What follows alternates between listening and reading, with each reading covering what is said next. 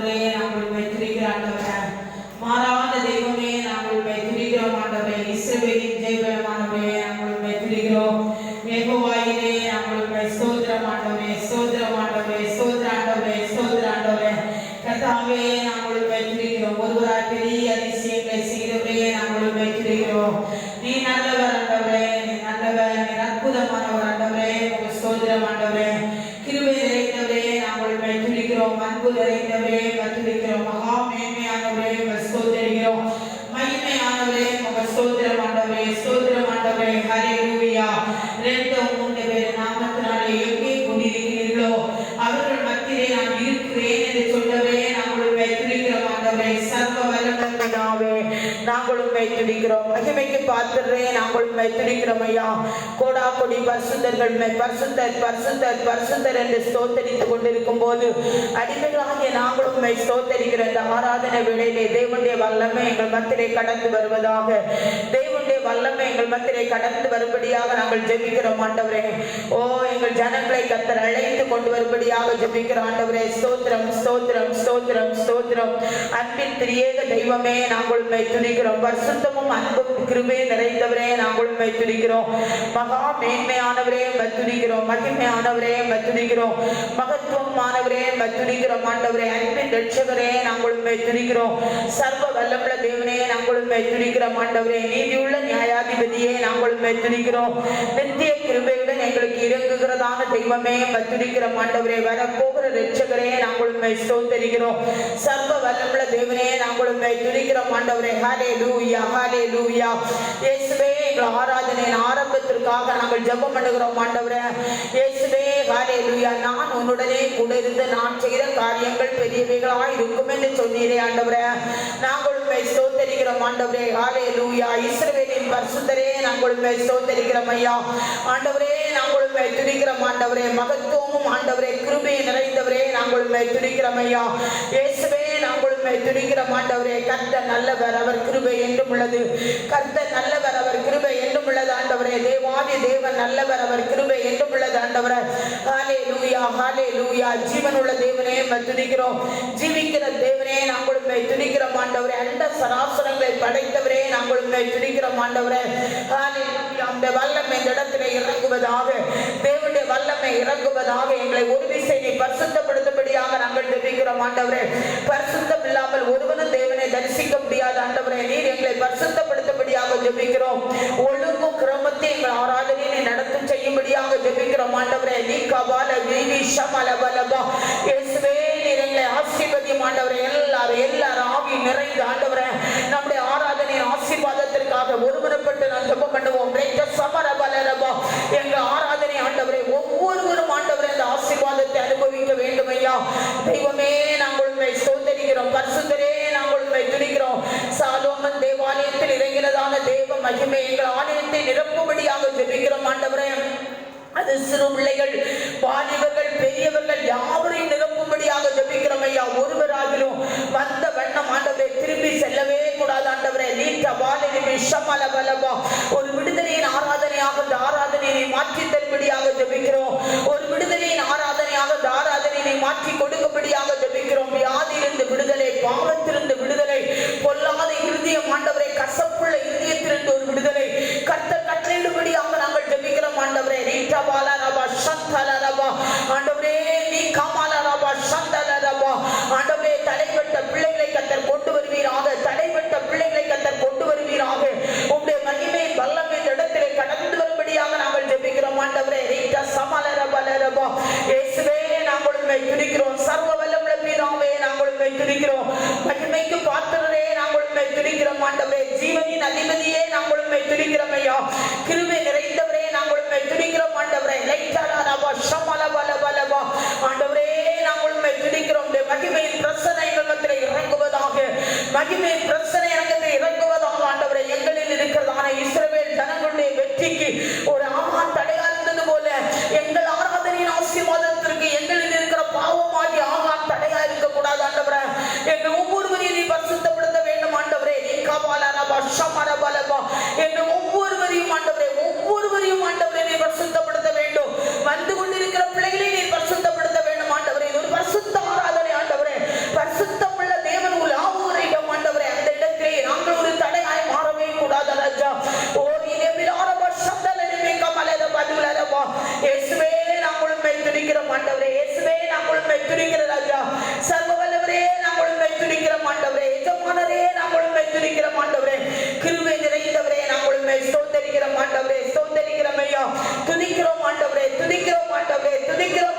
ஹல்லேலூயா. உமக்கு ஸ்தோத்திரம் ஸ்தோத்திரம்.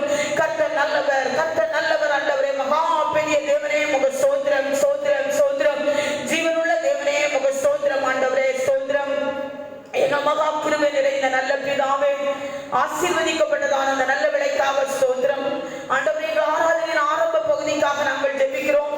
இந்த ஆராதனை முடிவு வரையிலும் தேவனுடைய பிரசன்னம் எங்களோடு கூட இருக்கும்படியாக நாங்கள் ஜெபிக்கிறோம் ஆண்டவரே. வந்திருக்கிற பிள்ளைகள், வந்து கொண்டிருக்கிற பிள்ளைகள் ஒவ்வொருவரையும் நீர் ஆசீர்வதிக்கும்படியாக ஜெபிக்கிறோம். கர்த்தருடைய ஆலயத்திற்கு போவோம் வாருங்கள் என்று அவர்கள் எனக்கு சொன்ன போது நான் மன மகிழ்ச்சியாக இருந்தேன் என்று சொன்ன வார்த்தையின்படி அந்த மன மகிழ்ச்சியை ஒவ்வொருவருக்கும் நீ கட்டளையிடும்படியாக ஜெபிக்கிறோம். பரிசுத்த அலங்காரத்தோட கர்த்தரை தொழுது கொள்ள எங்கள் ஒவ்வொருவருக்கு நீர் பலன் தரும்படியாக ஜெபிக்கிறோம். எங்கள் தேவனுடைய சமூகத்தில் எங்களை முழுவதும் தாழ்த்தி அர்ப்பணிக்கிறோம். நீர் எங்களை சுகந்த வாசனையாக எங்களை அங்கீகரித்துக் கொள்ளும்படியாக ஜெபிக்கிறோம். பேசுகிற மகனை வல்லமையாய் பயன்படுத்தும்படியாக ஜெபிக்கிறோம். உம்முடைய கிருபைக்குள் எங்களை பொதிந்து கொள்ளும். இயேசுவின் நாமத்தில் ஜெபம் கேளும் நல்ல பிதாவே, ஆமென்.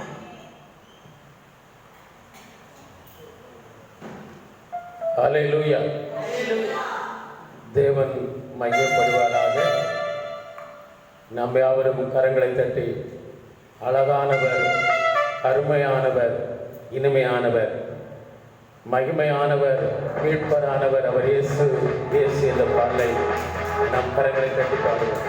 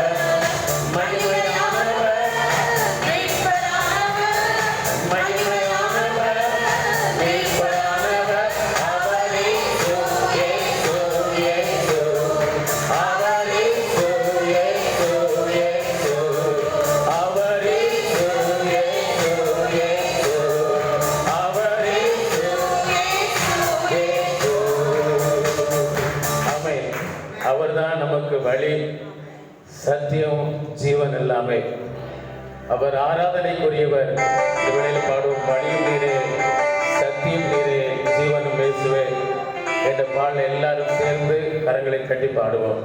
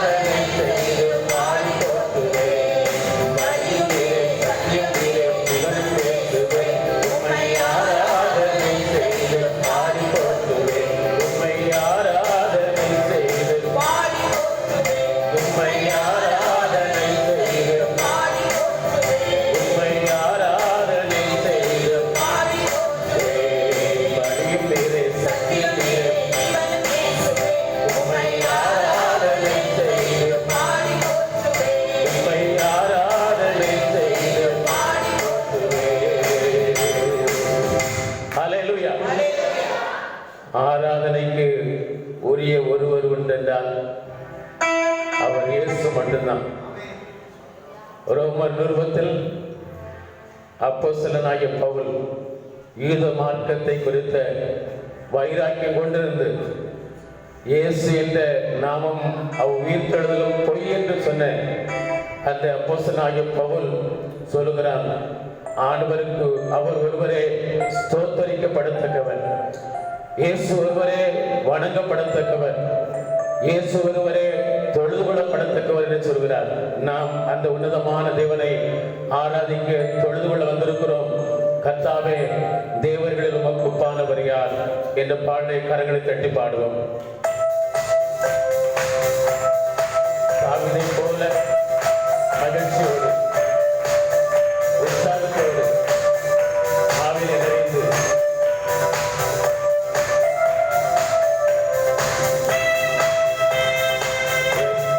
செல்வநல்ல இவர் பிறந்தார். தன் ஜனங்களிடம் செல்ல அவர் வாக்கு மாறாதவர், மீண்டும் அர்ப்பணம் செய்வார்.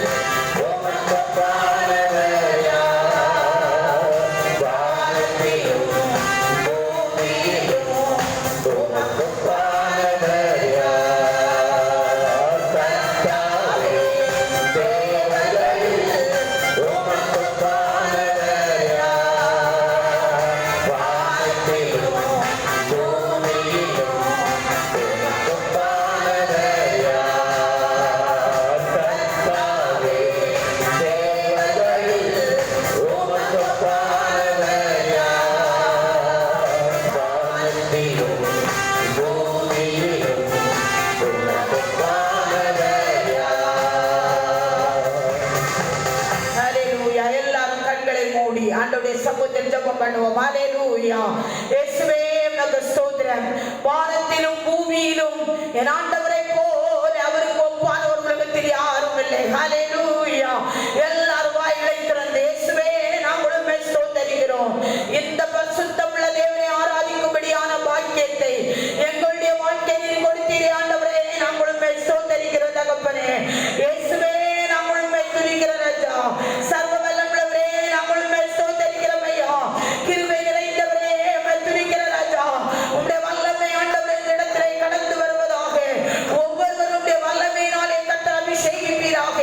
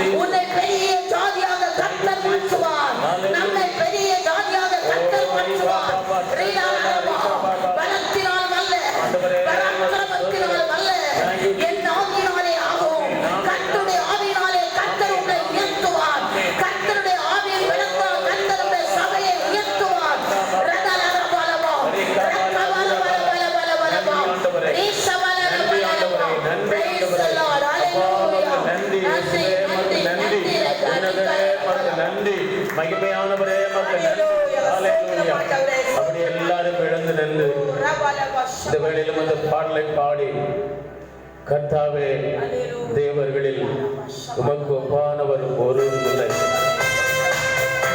அவருக்கு சமமானவர், நிகரானவர், ஒப்பானவர், இணையானவர் வானத்திலும் பூமியிலும் எவரும் இல்லை. இயேசு ஒருவரே தேவன். எல்லாரும் கைகளுக்கு பாடுமா? கர்த்தாவே தேவர்களில் உமக்கு ஒப்பானவர் யார்? வானத்திலும் பூமியிலும்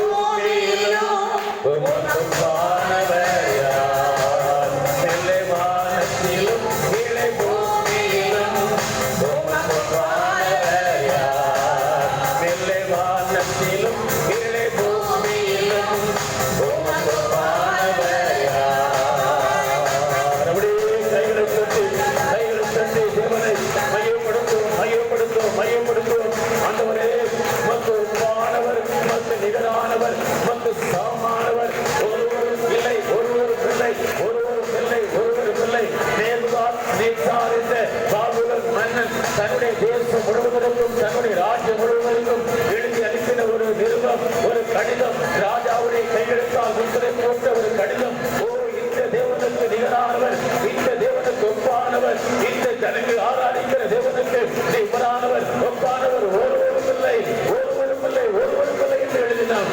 ஆமென், ஆமென், ஆமென். 127 நாடுகளிலும் இந்த தேசம் முதல் தேசம் 127 நாடுகளில் உள்ள அத்தனை ஜனங்களுக்கும் அவர் எழுதி அனுப்பின ஒரு நிருபம், ஒரு ராஜாவுடைய முத்திரை போடப்பட்ட நிருபம். இந்த ஜனங்கள் ஆராதிக்கிற தேவனுக்கு நிகரானவர்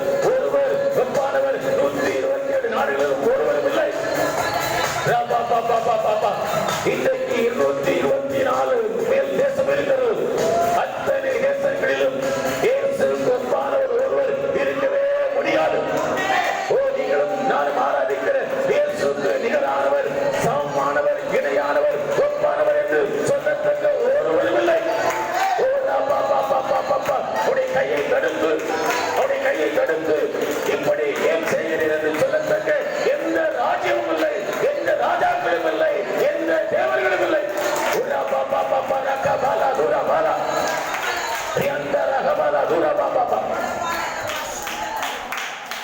அந்த தேவனுடைய ஆவியானவர் நம்மத்தில் அசுவாடி கொண்டே இருக்கிறார்.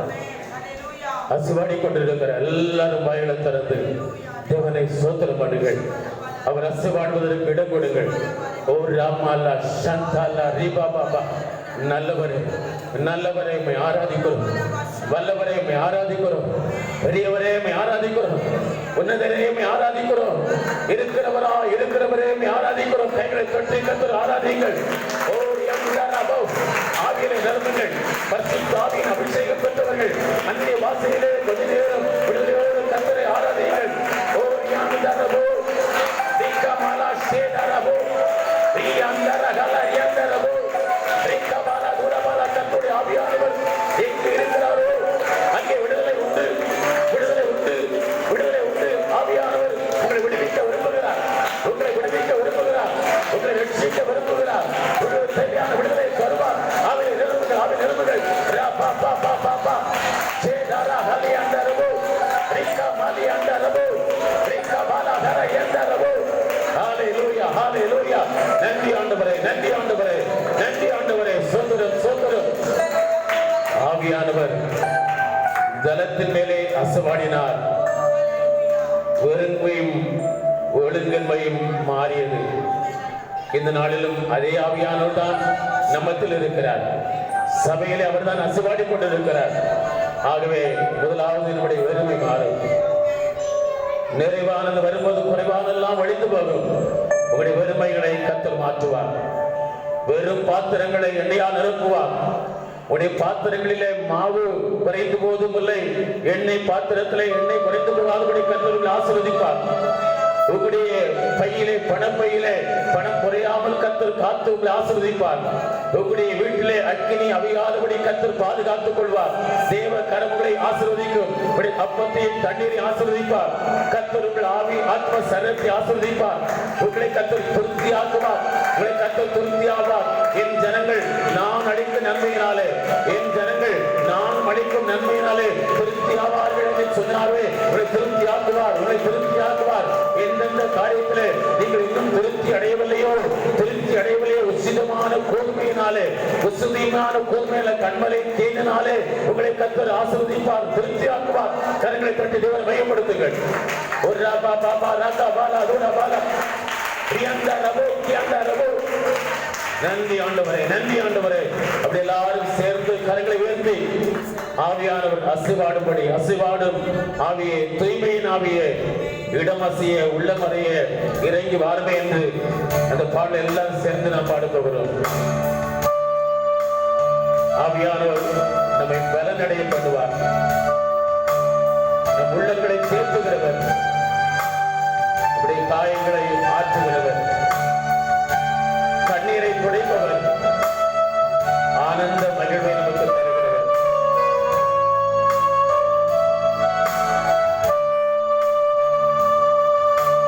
அசைவாடும் ஆவியே,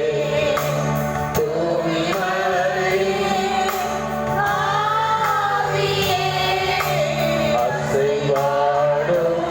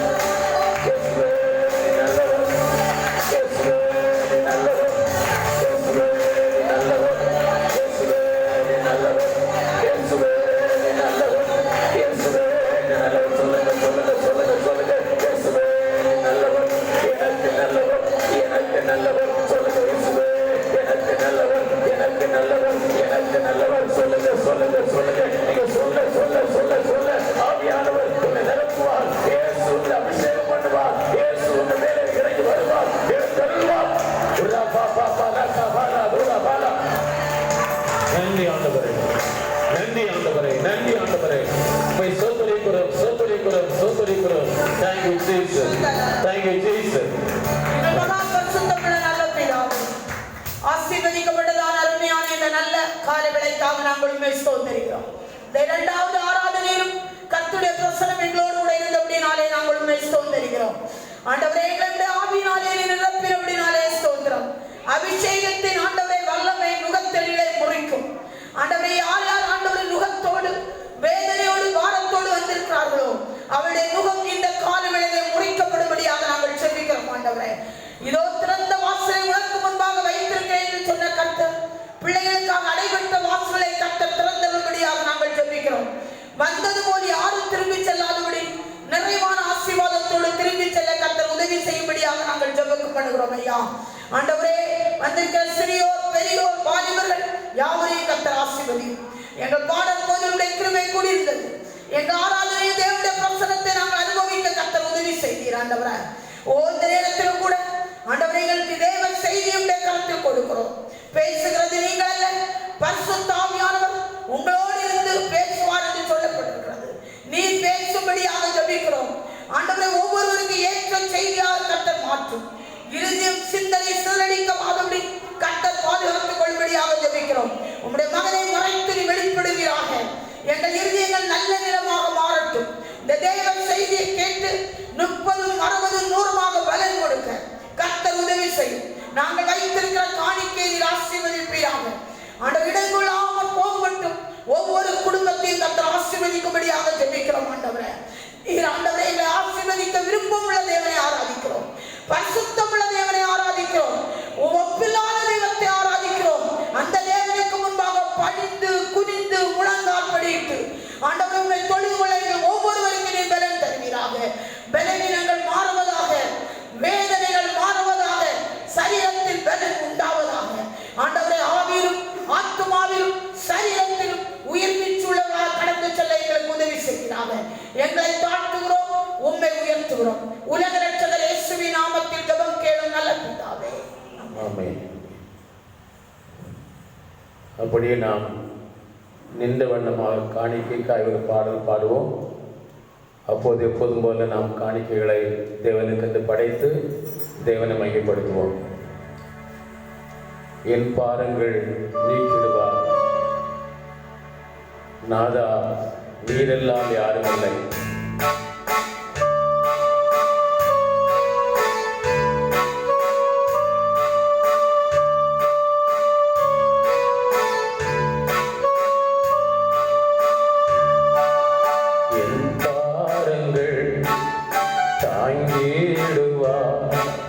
நாதா, நீரெல்லாம் யாரும் இல்லை.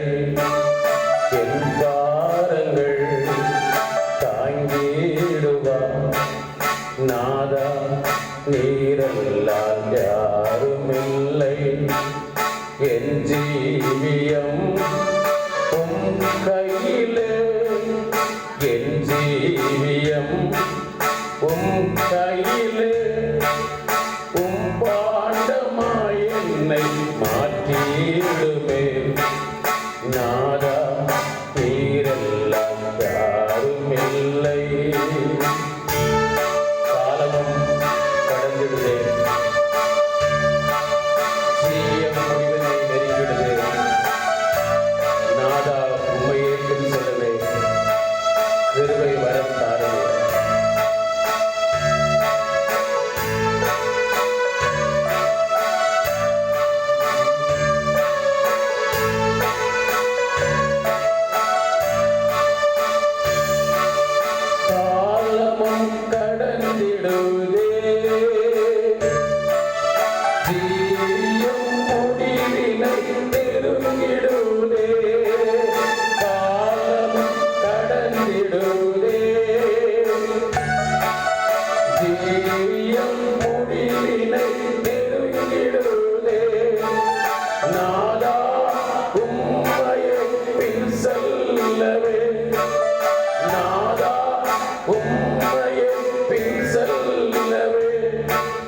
கிருபை வரம் தாருமே.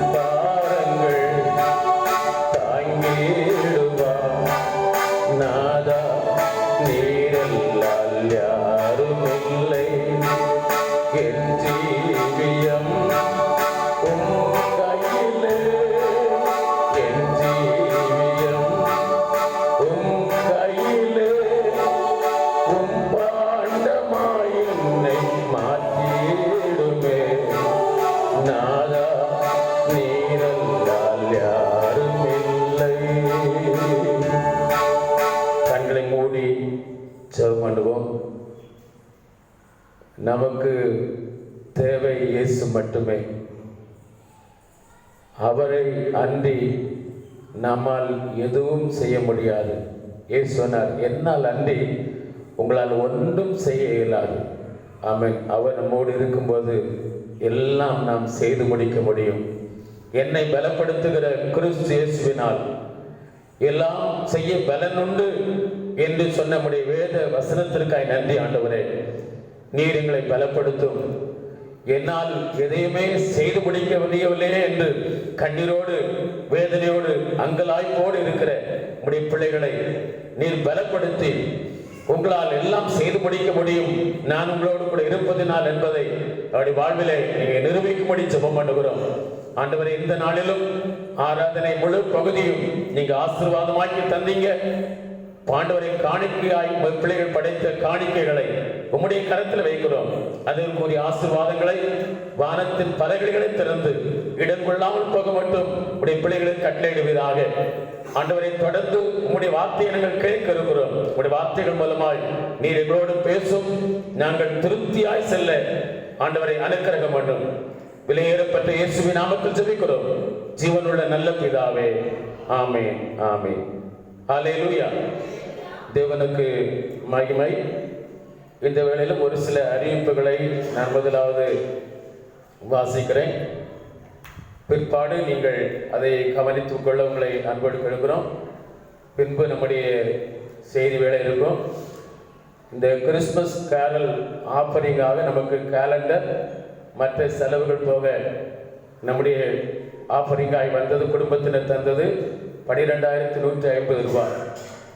கிறிஸ்துமஸ் சேவைகளுக்காக சபா பராமரிப்பு காணிக்கை போன்ற காரியங்கள் இந்த மாதம் மட்டும் கொடுத்தது 16,000. ஒரு குடும்பம் 5,000, ஒரு குடும்பம் 3,000, 2 குடும்பத்தினர் 2,500, ஒரு குடும்பம் 2,000, இன்னொரு குடும்பம் 1,200, இன்னொரு குடும்பம் 1,000 என்று அவர்கள் 17,800 ரூபாய் கொடுத்திருக்கிறார்கள். அதுபோல கிறிஸ்துமஸ் அந்த மிஷன் ஆஃபரிங்காக அது 5,500 ரூபாய். ஒரு குடும்பம் 5,000, இன்னொரு குடும்பம் 1,000 கொடுத்திருக்கிறது. 6,000 ரூபாய் கொடுத்திருக்கிறாங்க. மொத்தம் நமக்கு 34,500 ரூபாய் வந்திருக்கிறது.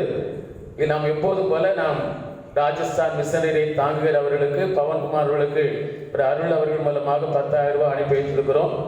ஆலயத்துக்கு வருகிற பாதையை சரி பண்ணுவதற்கும் பாத்ரூம் தண்ணீர் வெளியே போகாமல் இருந்த லூஸ் டேங்க் அந்த வேலை செய்வதற்கும் 6,000 ரூபாய் செலவு பண்ணியிருக்கிறோம். கிறிஸ்துமஸ் தேவை உள்ளவர்களுக்கு ட்ரெஸ் வாங்கி கொடுப்பதற்கு 6,250 ரூபாயும், சிலருக்கு பண தேவையாக 3,000 ரூபாய் கொடுத்திருக்கிறோம். இவைகளுக்காக நமக்கு 25,250 ரூபாய் செலவாயிருக்கிறது. மீது 9,000 ரூபாய் உண்டு. இன்னும் நமக்கு தேவை இருக்கிறது. கிறிஸ்துமஸ் இந்த நாளிலே கேக் கொடுப்பதற்கு 2,000 ரூபாய், நியூ இயருக்கு ஸ்வீட் கொடுப்பதற்கு 10,000 ரூபாய், டெக்கரேஷன் அந்த பொருட்கள் வாங்குவதற்கு 5,000 ரூபாய், லைட்டு கிறிஸ்துமஸ் நியூ இயருக்கு வாடகைக்கு 10,000 ரூபாய், ஆக 33,000 ரூபாய். இருக்கிற ரூபாய் போக மீதி 25,000 ரூபாய் நமக்கு தேவை. ஆலய பிரதிஷ்டை நாள் ஜனவரி 17ஆம் தேதி அன்றைக்கு மதிய உணவுக்கு 50,000 ரூபாய் தேவை. ஆக நமக்கு 75,000 ரூபாய் நமக்கு தேவை இருக்கிறது. இந்த தேவைகளுக்காக நீங்கள் கொடுத்தால் மட்டுமே நாம் இந்த வேலையெல்லாம் செய்யலாம். அன்பின் விருந்து காரியத்தை நாம் யோசிக்க வேண்டியது இருக்கும். சில தேவைகளுக்கு நாம் பணங்களை எடுத்து அட்வான்ஸ் கொடுத்திருக்கிறோம். அது மிஷன் காணிக்கைகள் கொடுத்த மிஷன் காணிக்கைகள், சபை பராமரிப்பு காணிக்கைகள், வேதாமொழி காணிக்கைகளை எடுத்து நாம் கொடுத்திருக்கிறோம். ஆகவே நீங்கள் இந்த காரியத்திலே தாராளமாய் கொடுக்க ஜெபிக்க உங்களை அன்போடு கேட்கிறோம். கர்த்தர் உங்களை ஆசீர்வதிப்பாராக. மாத்திரமல்ல, நமக்கு கிறிஸ்துமஸ் ஆராதனை நமக்கு வருகிற வெள்ளிக்கிழமை காலை 5:30 மணியிலிருந்து 7:30 மணி வரையிலும் கிறிஸ்துமஸ் ஆராதனை, ஒரே ஆராதனை நடைபெறும். ஒரு ஆராதனை மட்டும் உண்டு. இடைவெளி பின்பற்றப்படும்.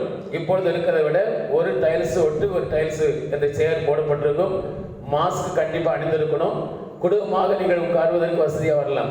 ஏன்னா பக்கத்தில் உங்கள் அருகில் இருக்கிற சேர்ல நீங்கள் இன்னும் உங்கள் ஒய்ஃபும் வைத்துக்கொண்டு, குடும்பத்தார் வைத்துக்கொண்டு, பிள்ளைகள் இருப்பானால் உங்கள் அருகிலே பாதப்படியில் பக்கத்தில் வைத்துக் கொள்ளலாம். இப்படி குடும்பமாக இருந்து இருந்தால் நமக்கு இட வசதி போதுமா இருக்கும். கண்டிப்பாய் நீங்கள் மாஸ்க் அணிந்து வர வேண்டும். ஆகவே நீங்கள் அந்த மனை வைத்துக்கொள்ள கிறிஸ்துமஸ் ஆராதனை ஒரே ஆராதனை இருக்கும். இனி தொடர்ந்து ஒவ்வொரு ஆரமும் ஒரு ஆராதனை தான் உண்டு. எப்போதும் போல நமக்கு 9 மணிக்கு ஆராதனை ஆரம்பித்து எப்போதும் போல முடியும். அதிலே நமக்கு இந்த லாக்டவுன் முடிவரையிலும் நம்ம சில காரியங்களை அதில் நாம் செய்கிறோம். இப்போது பழைய அந்த ஆராதனை முறையில் தான் நடைபெறும். பழசு எப்படி நடைபெறதில்லை, சில காரியங்கள் மாற்றி அமைக்கப்படும். நேரத்தை மிச்சப்படுத்துவதற்காக சங்கீதம் போன்ற பகுதிகள் எல்லாம் நமக்கு நிறுத்தி லாக்டவுன் முடிவரையிலும் சில காரியங்களை நாம் மாற்றி அமைக்க நினைக்கிறோம். பழைய முறை எப்படி ஆராதனை நடத்தணுமோ அதே மாதிரி நமக்கு பின்பற்றப்படும். மனதில் வைத்துக்கொள். வெள்ளிக்கிழமை மாலை நமக்கு 4 மணிக்கு ஞானஸ்நான ஆராதனை இருக்கிறது. ஞானஸ்நானம் எடுக்க விரும்புகிறவர்கள் நீங்கள் இருந்தால் முன்கூட்டி அதை தெரியப்படுத்திக் கொள்ள கேட்கிறோம். வெள்ளிக்கிழமை கிறிஸ்துமஸ் என்று மாலை 4 மணிக்கு ஞானஸ்நான ஆராதனை உண்டு. அதுபோல் வெள்ளிக்கிழமை மாலை 5:30 மணிக்கு சிறுவர் வாலிபர் கொண்டாட்டம் இருக்கும். சிறுவர்களுக்கான வாலிபர்களுக்கான கிறிஸ்துமஸ் நிகழ்ச்சிகள், குறுநாடகம், டான்ஸ், பாடல் போன்றவைகள் இருக்கும். மன்னன் வசனம் சொல்வது இருக்கும். ஆகிய அதற்கு நீங்கள் ஆயத்தமாக வர உங்களை அன்போடு கேட்கிறோம். வருகிற ஞாயிற்றுக்கிழமை ஒரே ஆராதனை தான் உண்டு. நமக்கு 9 மணிக்கு ஆராதனை இருக்கும். அதில் நமக்கு சிறப்பு செய்தி கொடுப்பதற்கு வேதாம கல்லூரி பேராசிரியராக இருக்கிற ரெவரண்ட் ஆலன் ஜிம் அவர்கள் கர்த்தருடைய வார்த்தையை கொண்டு வருவார்கள். நீங்கள் ஜெபத்தோடு அதை ஆயத்தமாய் பங்கு பெற உங்களை அன்போடு கேட்கிறோம். இன்று மாலை 5 மணியிலிருந்து நம்முடைய ஆலய வளாகத்திற்கு உள்ளேயும் வெளியும் ஒற்றை அடிக்கிற காரியங்கள், சுத்தம் பண்ணுகிற காரியங்கள், அதில் ஜன்னல் கம்பிகளை துடைக்கிற காரியங்கள் போன்ற நடைபெறும். அதோடு நமக்கு டெக்கரேஷன் வேலைகள் இன்றைக்கு ஆரம்பிப்பாங்க. அதனால் குடும்பத்தினர் இந்த வேலைகளை செய்வதற்கு நீங்களாக முன் வந்து வாலண்டியர்ஸா இந்த வேலைகளை நீங்கள் செய்து தர, வாலிய பிள்ளைகள் வர உங்களை அன்போடு கேட்கிறோம். நீங்கள் வேலை செய்வதற்கு இந்த வேலைகளை செய்ய உங்களை அன்போடு கேட்கிறோம். மாலை அது இன்று மாலை 5 மணிக்கு ஆரம்பிக்கும். நாளைக்குள் அல்லது இன்றைக்குள்ளே இந்த வேலைகள் எல்லாம் முடிக்க கர்த்தர் நமக்கு கிருபை தருவாராக. கர்த்தர் நம்மை ஆசீர்வதிப்பாராக. இவைகளுக்கெல்லாம் தொடர்ந்து நீங்கள் ஜெபித்துக் கொள்ளும்படி உங்களை அன்போடு கேட்கிறேன். இந்த நாளிலும் கர்த்தர் நமக்கு தந்திருக்கிற தியானிப்பதற்காய் தேவன் தந்த வசனம் உபாகமம் 33ஆம் அதிகாரம் 12ஆம் வசனம்.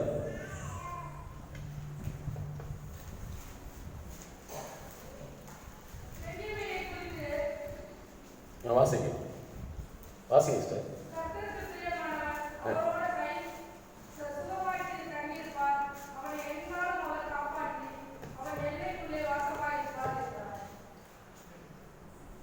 அவன் எல்லைகளுக்குள்ளே வாசமாயிருப்பார்.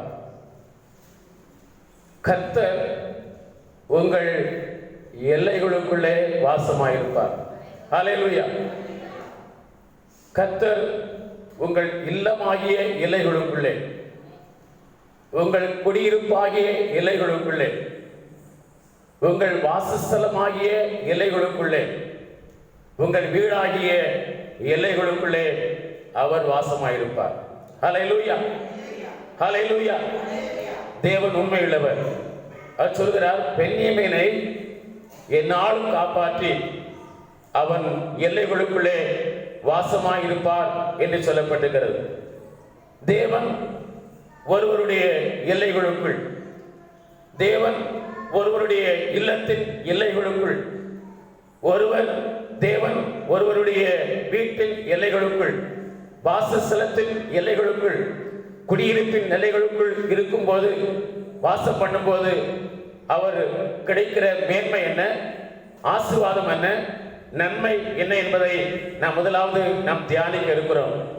பாரிசீகள் யாத்திராமம் 34ஆம் அதிகாரம் 24ஆம் வசனத்தை ஒரு வாசியுங்கள்.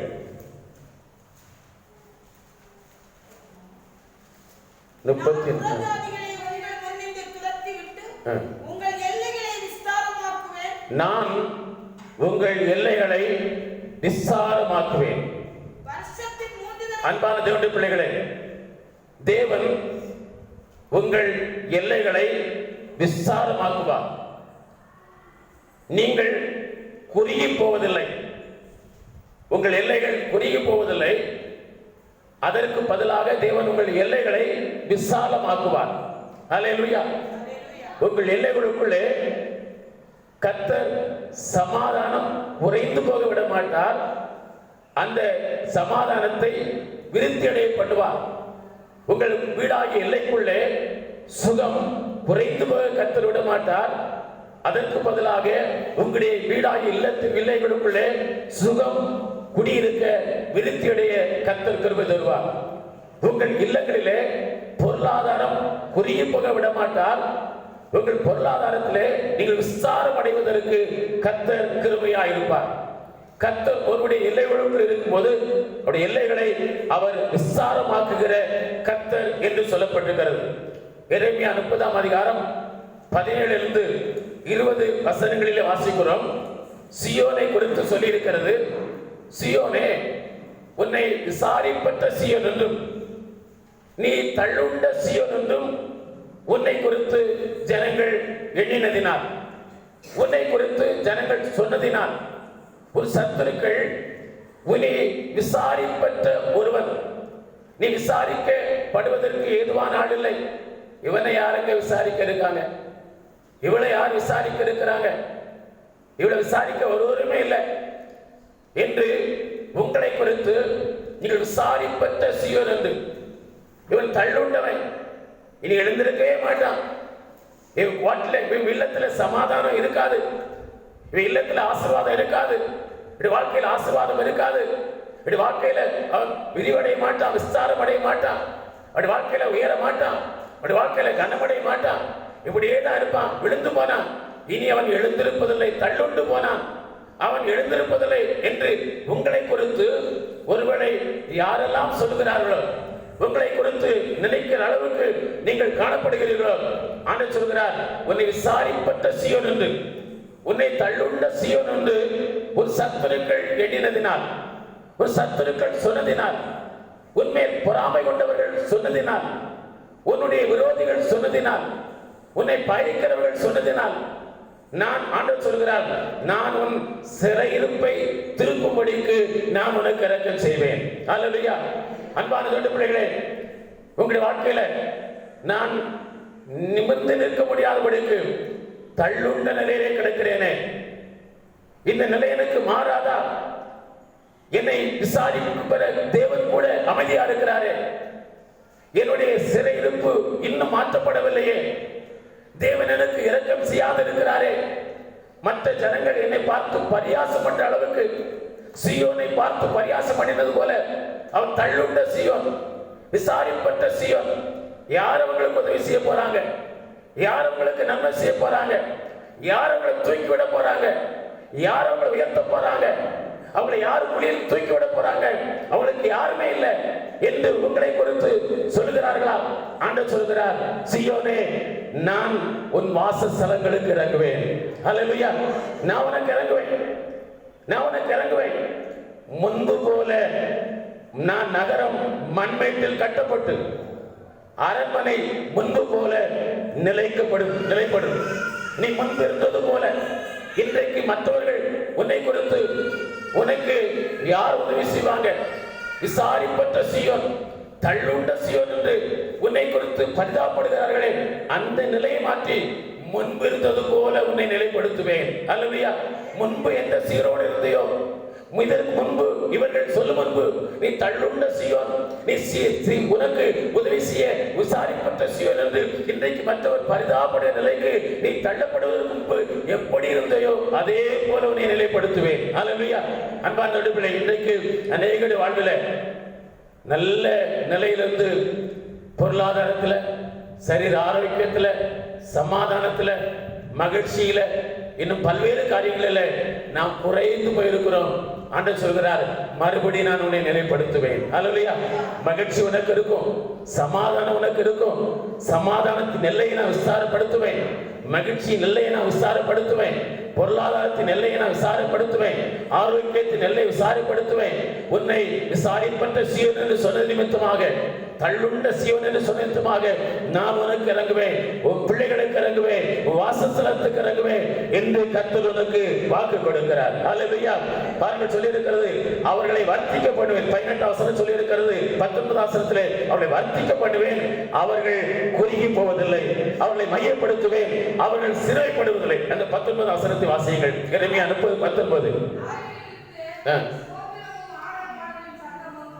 பிறகும் அவர்களை வர்த்திக்க பண்ணுவேன், அவர்கள் குறுகி போவதில்லை, அவர்களை மையப்படுத்துவேன், அவர்கள் சிறுமைப்படுவதில்லை. இனி சிறுமைப்பட மாட்டீங்க. உங்களை இப்படியெல்லாம் சிறுமைப்படுத்துகிறார்களா? நீ விசாரிப்பட்ட சீயோன், உன்னை யாருங்க உனக்கு உதவி செய்வா? உனக்கு உதவி செய்ய ஒருவருமே இல்லை. குடும்பத்தில் கூட சில வேளையில நாம் ஒரு தேவைக்காய் உதவிக்காய் ஒருவரை கையேந்தி நின்றிருப்போம். அவங்க நம்ம உதாசனப்படுத்தி இருப்பாங்க. உனக்கு உதவி செய்ய ஒருவன் வர மாட்டான், ஒருத்தி கூட உனக்கு உதவி செய்ய மாட்டாங்க என்று உங்களை அற்பமா பேசி இருக்கலாம். அன்பான தேவனுடைய பிள்ளைகளே, நீ எழுந்திருக்கவே முடியாது. இனி வாழ்க்கை யாரும் உதவி செய்ய மாட்டாங்க. நீ தள்ளுண்ட ஒருவன், நீ தள்ளப்பட்டு விட்டா உனக்கு உதவி செய்ய ஒருவரும் இல்லை என்று சொல்லுகிறார்களா? நீ இனி சிறுமைப்படுவதில்லை. அப்படி சிறுமைப்படுத்தி இருக்கிறார்களா? அப்படி உங்களை சிறுமைப்படுத்தி இருக்க மத்தியில சொல்றாரு, உன்னை சிறுமைப்படுத்த மாட்டேன், உன் எல்லைகளை நான் விசாரமாக்குவேன், உன் எல்லைகளை நான் விசாரமாக்குவேன், நான் உனக்கு இறங்குவேன், உன் சிறையிருப்பை திருப்புவேன். அந்த மக்கள் மத்தியிலே உன்னை இப்படி முன்பு போல உன்னை நான் சிறப்படுத்துவேன், முன்பு போல சபை எனக்கு திடப்படும், உன்னை ஒடுக்கின யாவரையும் தண்டிப்பேன். ஒரு சிறுபடுத்தினவரை, உன்னை ஒடுக்கினவரை நான் தண்டிப்பேன் என்று கர்த்தர் சொல்லி இருக்கிறார். உன்னை ஒடுக்கினாங்களா, உன்னை சிறுபடுத்தினாங்களா, அவங்களை நான் தண்டிப்பேன். எப்படி தண்டிப்பாராம்? எரேமியா 30ஆம் அதிகாரம் 16 வசனத்தை வாசியுங்கள். எரேமியா 30:16 வாசியுங்கள். உங்களை சிறுபடுத்தினவர்கள், உங்களை அற்பமா நினைத்தவங்க, நீ தள்ளுண்டவன் என்று சொன்னவங்க, விசாரிப்பற்ற சீயோன் என்று சொன்னவங்க, உன்னை சிறுபடுத்தினவங்க, உன்னை ஒடுக்கினவங்களை தண்டிப்பேன். எப்படி தண்டிப்பேன்? இந்த வசனத்தை வாசிங்க.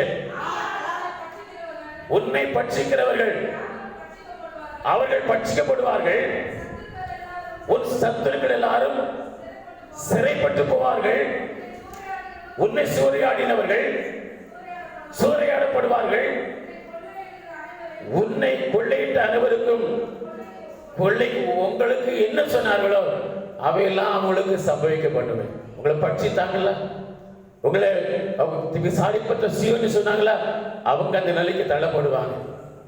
உங்களை விசாரிப்பட்ட சீயோன் சொன்னாங்களே, தள்ளுண்டவன் சொன்னாங்களே, அவங்க தள்ளுண்ட சீயோனை போல மாறுவாங்க. எப்படி நீ எழுந்திருக்கவே மாட்டேங்களோ அவங்க உங்களுக்கு வரும். பாருங்கள், ஒரு சத்துருக்களை சிறைப்படுத்தினாங்களா, உன்னை வேதனைப்படுத்தினாங்களா, அவங்களுக்கு அந்த சிறைப்படுத்துவாங்க. உன்னை சூறையாடினவர்கள் சூறையாடப்படுவார்கள், உன்னை சீராடி நினைக்கிறவங்க சூறையாடப்படுவாங்க, உன்னை ஒடுக்க நினைக்கிறவங்க ஒடுக்கப்படுவாங்க, உன்னை சஞ்சலப்படுத்தினவங்க சஞ்சலப்படுவாங்க, உன்னை வாக்கில சிறுபடுத்தினவங்க சிறுபடுத்தப்படுவாங்க, உன்னை கொள்ளையிடுகிற யாவரும் கொள்ளைக்கு ஒப்பு கொடுக்கப்படுவார்கள். உன்னை கொள்ளை நினைத்திருக்கிறவங்க கொள்ளைக்கு ஒப்பு கொடுக்கப்படுவார்கள். நானோ உன் வாசஸ்தலங்களுக்கு இறங்குவேன். ஹல்லேலூயா. உன்னை சிறுமையிலிருந்து விடுவிப்பேன், உன் சிறையிருப்பை நான் திருப்புவேன், உனக்கு நான் இறக்கம் செய்வேன், உன் எல்லைகளை விசாரமாக்குவேன், உன் எல்லைகளை நான் பெரிதாக்குவேன், உன் எல்லைகளை விரிவுபடுத்துவேன், நீ குறுகி போவதில்லை என்று கர்த்தர் உங்களுக்கு வாக்கு கொடுக்கிறார். ஒரு வாழ்க்கையில எல்லாவற்றிலும் கர்த்தர்களை அவர் விசாரப்படுத்துவார், சிறையிருப்பிலிருந்து விடுவிப்பார். நீங்கள் சிறைப்பட்டு போவதில்லை, உங்களை ஆரோக்கியம் வரப்படுவார், காயங்களை கட்டுவார். உங்களை கர்த்தர் எல்லாவற்றிலும் முன்பு போல நிலைப்படுத்த கர்த்தர் உங்களுக்கு இரக்கம் செய்கிறவராக இருக்கிறார். யோபு 20ஆம் அதிகாரம் 4 அந்த வசனத்தை வேண்டாம். முன்பு போல கர்த்தர் உங்களை ஆசீர்வதிக்க வல்லவராக இருக்கிறார். உங்கள் எல்லைகளுக்குள்ளே அவர் வாசம் பண்ணுவதனால இந்த ஆசீர்வாதம். கர்த்தருடைய எல்லைகளுக்கு வாசம் பண்ணும்போது முதலாவது நம்முடைய எல்லைகளிலே கர்த்தர் சமாதானத்தை தருவார். உன் எல்லை, உன் அலங்கத்திற்குள்ளே சமாதானம், உன் அரண்மனைக்குள்ளே சுகமாசமா இருக்கும் என்று சொன்ன ஆசீர்வாதத்தை தருவார். உன் கூடாரத்தில் சமாதானத்தோடு காண்பேன், உடைய குறைவை தேடி காண மாட்டீர்கள் என்று சொன்ன அந்த ஆசீர்வாதத்தை தருவார். இன்றைக்கு எல்லாம் குறையும் போச்சுது, என் வாழ்க்கையில் சமாதானம் எல்லாம் போச்சுது, கெம்பீரம் இல்லை, மகிழ்ச்சி இல்லை, சந்தோஷம் இல்லை, சமாதானம் இல்லை, ஆரோக்கியம் இல்லை, ஆசீர்வாதம் இல்லை, நன்மை இல்லை, மகிழ்ச்சி இல்லை, எல்லாம் குறைபட்டு போயிருக்க நினைக்கிறீங்களா? உங்களை கர்த்தர் ஒருபோதும் குறுகி போக மாட்டார். அது பதிலாக உன் எல்லைகளை நான் விருத்தி அடைய பண்ணுவேன். சமாதானம் பெருகும், சந்தோஷம் பெருகும், மகிழ்ச்சி பெருகும், ஆரோக்கியம் பெருகும், பொருளாதார ஆசீர்வாதத்தை கர்த்தர் பெருக்கி தருவார். எல்லா நிலையிலும் கர்த்தர் உங்களை விருத்தி அடைய பண்ணுவார். இதனால அவர் நம்முடைய எல்லைகளுக்குள்ளே, நமக்குள்ளே, நம்முடைய இல்லங்களுக்குள்ளே, வீட்டுக்குள்ளே, நம்முடைய குடியிருப்புகளே வாசம் பண்ணுவதனால் என்று சொல்லி பார்க்கிறோம். இரண்டாவதாக அவர் நம்முடைய எல்லைகளுக்குள் வாசமா இருக்கும் போது கிடைக்கிற ஆசீர்வாதம் என்ன? யாத்திராகமம் 34:24 வாசியுங்கள். அதே வசனம் தான் நினைக்கிறேன். யாத்திராகமம் 34:24. நான் புறஜாதிகளை உங்கள் முன்னிட்டு துரத்திவிட்டு உங்கள் எல்லைகளை விஸ்தாரமாக்குவேன்.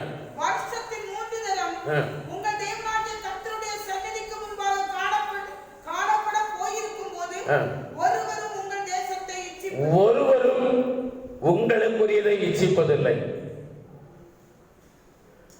உங்கள் எல்லைகளுக்குள்ளே கர்த்தர் வாசம் பண்ணும்போது ஒருவரும் உங்களுக்குரியதை இச்சித்துக் கொள்வதற்கு தேவன் அனுமதி கொடுக்க மாட்டார். யோபை குறித்து வேதம் வாசிக்கிறோம். யோபு அவன் குறைவற்றவனா இருக்கிறான், ஆசீர்வாதமானவனா இருக்கிறான். கர்த்தர் அவனையும் அவன் வீட்டாரையும் அவனுக்கு உண்டான யாவற்றையும் கர்த்தர் ஆசீர்வதித்தார். அவன் சம்பத்து தேசத்திலே பெருகியிருந்தது. அவனுக்கு ஒரு குறையும் இல்லை. அவன் கர்த்தருக்கு பயந்து நடந்தான், பொல்லாப்புக்கு விலகினான், உத்தமனா இருந்தான், சன்மார்க்கனா இருந்தான், தேவனுக்கு பயந்து நடந்தான், பொல்லாப்புக்கு விலகி வாழ்ந்தான். கர்த்தர் அவனோடு இருந்து அவன் நிலைகளுக்குள்ளே வாசமா இருந்து அவன் நிலைகளெல்லாம் வேறெடுத்து பாதுகாத்தார், ஆசீர்வாதமா இருந்தான். அவனுக்கு 7000 ஆடுகள், 3000 ஒட்டகங்கள், 500 ஏறு மாடுகள், 500 கழுதைகள், இன்னும் வேலைக்காரர்களுக்கு அளவே இல்லை. ஏராளமான வேலைக்காரிகள் இருந்தார்கள். அப்படி அவன் ஆசீர்வாதமா இருக்கும்போதுதான் பிசாசு ஒரு காரியத்தை அவனுக்கு விரோதமா எழுப்பினான். ஆண்டவரே, ஏன் உண்மையா சேவிக்கிறான் தெரியுமா? உத்தமமா சேவிக்கிறான் தெரியுமா? ஏன் பொல்லாப்புக்கு விலகி நடக்கிறான் தெரியுமா? ஏன் நம்பி இருக்கிறான் தெரியுமா? இயேசுவே தேவனே என்று ஏன் சார்ந்து இருக்கிறான் தெரியுமா? நீர் அவனையும் அவனுக்கு உண்டான எல்லாவற்றையும் ஆசீர்வதித்திருக்கிறீங்க, அவனுக்கு குறைவில்லாம எல்லாம் தந்திருக்கிறீங்க. அது மாத்திரமல்ல, அவன் குறைந்து போகக்கூடாது, புரிய போடக்கூடாது என்பதற்காக அவனை சுற்றிலும் வேறெடுத்து பாதுகாத்துக் கொண்டிருக்கிறீங்க. சாத்தான் போய் கம்ப்ளைண்ட் பண்ணினான், பிசாசு போனான். அப்போ ஆண்டவர் சொன்னார், அவன் கையில ஒன்று ஒப்பு கொடுக்கிறேன், கொஞ்சம் நீர் அவனை விடும், என் கையில கொஞ்சம், என் கையில விடும். உத்தமத்தில் நிலைத்திருக்கான பார்ப்போம், விசுவாசத்தில் நிலைத்திருக்கிறான பார்ப்போம். ஆண்டவர் சொன்னார், அவனை கையில தரேன் என்று சொல்லி ஆண்டவர் கொடுத்தார். அப்படி இருக்கும்போதுதான் ஒரு நாள் யோபு உட்கார்ந்து இருக்கிறான். ஒரு வேலைக்காரன் ஓடி வர்றான். ஓடி வந்து, ஐயா யோபுவே, என் ஆண்டவரே, என் எஜமானனே என்று ஓடி வந்து சொன்னான். நான் கழுதைகள் மேய்ந்து கொண்டிருந்தது, ஏறு மாடுகள் உளப்பட்டு விழுது கொண்டிருக்கும் போது கழுதைகள் மேய்ந்து கொண்டிருந்தது. அப்பொழுது சபையர் வந்தாங்க. தூரத்தில் இருந்த சபையர், பக்கத்து நாட்டுக்காரங்க சபையர் ஓடி வந்தாங்க. வந்து உங்களுடைய ஆடு, உங்களுடைய மாடு, உங்களுடைய கழுதைகள் எல்லாம் சாய்த்து கொண்டு போயிட்டாங்க. அது மாத்திரமல்ல, வேலைக்காரர்கள் எல்லாம் கொண்டு போட்டுட்டாங்க. நான் ஒரு மாத்திரம் தப்பி வந்து இதை அறிவிக்கும்படி வந்து சொன்னேன்னு சொன்னான். அன்பார்ந்தவருடைய அடுத்து அவருடைய சம்பவம் அப்படி நடந்து கொண்டிருக்கிறது. அப்படி நடந்து கொண்டிருப்பதா பேசிக் கொண்டிருக்கும் போதே இன்னொரு 17-18 வசனம் வாசிக்கிறோம். இப்படி பேசிக் கொண்டு இன்னொரு வருகிறான். இன்னொரு வந்து 17 வசனம் வாசிக்கிறோம். இன்னொரு வந்து சொல்கிறான், யோபுவே, ஐயா எஜமானே, 3 பவுஞ்சாய் பக்கத்தில் இருக்கிற கல்தையர் வந்தாங்க. கல்தையர் வந்து 3 பவுஞ்சா வந்து ஒட்டகங்களை 3000 ஒட்டகங்களையும் அவங்க கொண்டு தங்க அபகரித்து கொண்டு போயிட்டாங்க. இப்படி வேலைக்காரெல்லாம் கொண்டு போட்டாங்க. நான் ஒருவன் மாத்திரம் தப்பி வந்து உமக்கு அறிவிக்கும்படி வந்தேன்னு சொன்னேன். இது ஒரு பக்கம் மனிதர்கள் மூலமாக வந்த சீக்கிர காரியங்கள். மனிதர்கள் அவனுடைய அபகரித்தார்கள், சபையர் அவனை அபகரித்தார்கள், கல்தையர் அவனை அபகரித்தார்கள். அன்பார்ந்த பிள்ளைகளே, இது நடந்து கொண்டிருக்கும் பொழுது 16 வசனத்தில் வாசிக்கிறோம். இவை சொல்லிக் கொண்டிருக்கும் போது ஒருவன் வருகிறான். ஒருவன் வந்து அக்கினி வானத்திலிருந்து இறங்கி வந்து ஆடுகளையும் வேலையாட்களையும் எல்லாம் இழுத்து போட்டு விட்டது.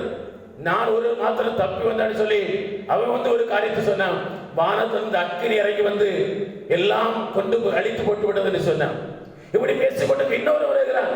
வரும்போது உடைய மூத்த குமாரன் வீட்டுல உடைய பிள்ளைகள் எல்லாம் உடைய குமாரனுக்கு குமாரத்துக்கு விருந்து செய்து கொண்டிருக்கும் போது திடீரென ஒரு காற்று வனாந்தரத்தில் வீசி அந்த வீட்டின் 4 மூலைகளை வீசிட்டு அந்த வீடு எடுத்து உடைய பிள்ளைகள் எல்லாம் மறித்து போனார்கள் என்று சொல்கிற செய்தியை கொண்டு வந்தார். அன்பார்ந்த பிள்ளைகளே, கர்த்தர் உங்கள் எல்லைகளுக்குள் இருக்கும்போது கல்தையர் சபையர் உங்கள் எல்லைகளுக்குள் வரமாட்டார்கள். ஹல்லேலூயா, ஹல்லேலூயா. கர்த்தர் அனுமதித்தது போதுதான் வந்தாங்க. இதே கல்தையர் இருந்து கொண்டுதான் இருந்தான். எத்தனை ஆண்டுகள் கல்தையர் சபையர் இருந்துதான் இருந்தான். ஆனா கர்த்தர் அனுமதிக்காத வரையிலும் இந்த சபையரால், இந்த கல்தையரால் யோபுக்குள் எல்லைக்குள் வர முடியல. கர்த்தர் அனுமதித்ததால் வந்தாங்க. சொல்லுகிறார், கர்த்தர் உன் எல்லைகளுக்குள்ளே நான் வாசமா இருப்பேன்னு சொல்லும்போது கல்தையர் உன்னை இச்சிக்கிறவர்கள், உனக்குள்ளதை அபகரித்துக் கொள்கிறவர்கள், உனக்குள்ளதை தனக்கு சொந்தமாக்கிக் கொள்கிறவர்கள், மனிதர்கள் சத்துருக்கள் எழுப்ப மாட்டார்கள். கர்த்தர் சபையரை கல்தையர் உண்மையில் வரவிட மாட்டார். இரண்டாவதாக, வானத்திலிருந்து அக்கினி என்பது வானமண்டலத்தில் பொல்லாத ஆவி உனக்கு ஒரு சேதத்தை கொண்டு வராமல் கர்த்தர் பாதுகாப்பார். அல்லேலூயா. மனிதன் உனக்கு சேதத்தை கொண்டு வர மாட்டான். மனிதன் மூலமா உனக்கு சேதம் வராது. உன் வாழ்க்கையில் உயர்வு தடைபடாது, உன் ஆசீர்வாதம் தடைபடாது, உனக்கு வர வேண்டிய நன்மைகள் தடைபடாது.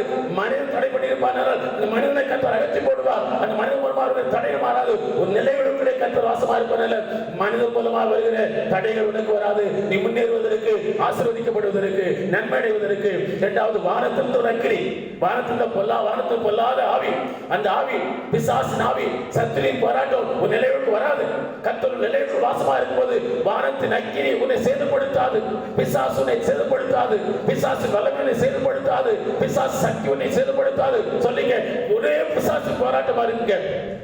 அன்பார்ந்த பிள்ளைகளே, உங்கள் எல்லைகளுக்குள்ளே கர்த்தர் வாசமா இருக்கும்போது அந்த பிசாசின் போராட்டம் இன்னையிலிருந்து உங்களை விட்டு போய்விடுகிறது. அல்லையா? நீங்க விசுவாசிங்க. எந்த பிசாசு போராட்டம், இது பிசாசு போராட்டம் போல தான் தெரியுது. இது தொடர்ந்து இருந்து கொண்டு இருக்கிறது, தொடர்ந்து என்ன வேதனைப்படுத்திக் கொண்டது. இது பிசாசு போராட்டம், இந்த வானமண்டலத்தில் பொல்லாதாவின் போராட்டம். நீக்கி போட்டு நினைக்கிறீங்களா? அந்த போராட்டத்தை கர்த்தர் உங்கள் எல்லைகளுக்கு வாசமா இருப்பதில்லை, உங்களை நீக்கி போகிறார், அகற்றி போடுகிறார். அது உங்களை நீ சேதப்படுத்தாது. மூன்றாவதாக, இயற்கை உங்களை சேதப்படுத்தாது. இயற்கை இதுவரை சேதப்படுத்தல. மார்ச் 24ஆம் தேதியிலிருந்து எந்த நாள் வரையிலும் நாமும் மற்ற மனிதர்களை போல அலைந்து தெரிகிறோம். இயற்கை நம்மை சேதப்படுத்தவில்லை. ஆண்டு சொல்கிறார், பகலில் வெயிலாகிலும் இரவில் நிழலாகிலும் உன்னை சேதப்படுத்தாது. அல்லையா? வெயில தெரிந்தோம், மழையில தெரிந்தோம், நடந்தோம், இந்த வியாதிகளை ஒன்றும் செய்யவில்லை, இன்னும் சேதப்படுத்தாது. அல்லேலூயா. உன் எல்லைகளுக்குள்ளே, உன் வீட்டுக்குள்ளே, உனக்குள்ளே கர்த்தர் வாசமா இருப்பதனால எதுவும் செய்யாது. மனிதன் உங்களுக்கு ஒன்றும் செய்ய மாட்டான். மனிதன் உங்களை சேதப்படுத்த முடியாது. உங்களுக்குரிய அபகரித்துக் கொள்ள முடியாது. உங்கள் ஆசீர்வாதத்தை, உங்கள் சுகத்தை, உங்கள் சமாதானத்தை, மகிழ்ச்சியை திருட முடியாது. வானமண்டலத்தில் பொல்லாத ஆவி உங்கள் ஆசீர்வாதத்தை, மகிழ்ச்சியை, ஆரோக்கியத்தை, பொருளாதார சுகத்தை திருட முடியாது. அந்த இயற்கைகள் உங்களுக்கு ஆசீர்வாதத்தை தடை முடியாது. கர்த்தர் உங்கள் எல்லைகளுக்குள்ளே வாசமா இருப்பதினாலே. அல்லேலூயா. சொல்கிறார், நான் உன் எல்லைகளுக்குள்ளே வாசமா இருப்பேன். மூன்றாவதாக ஏசாயா 60:18 வாசிங்க. ஏசாயா 60:18.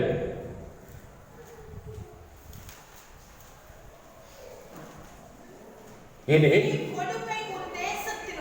கொடுமை உன் தேசத்திலும் அழிவும் நாசமும் உன் எல்லைகளிலும் கேட்கப்பட மாட்டாது.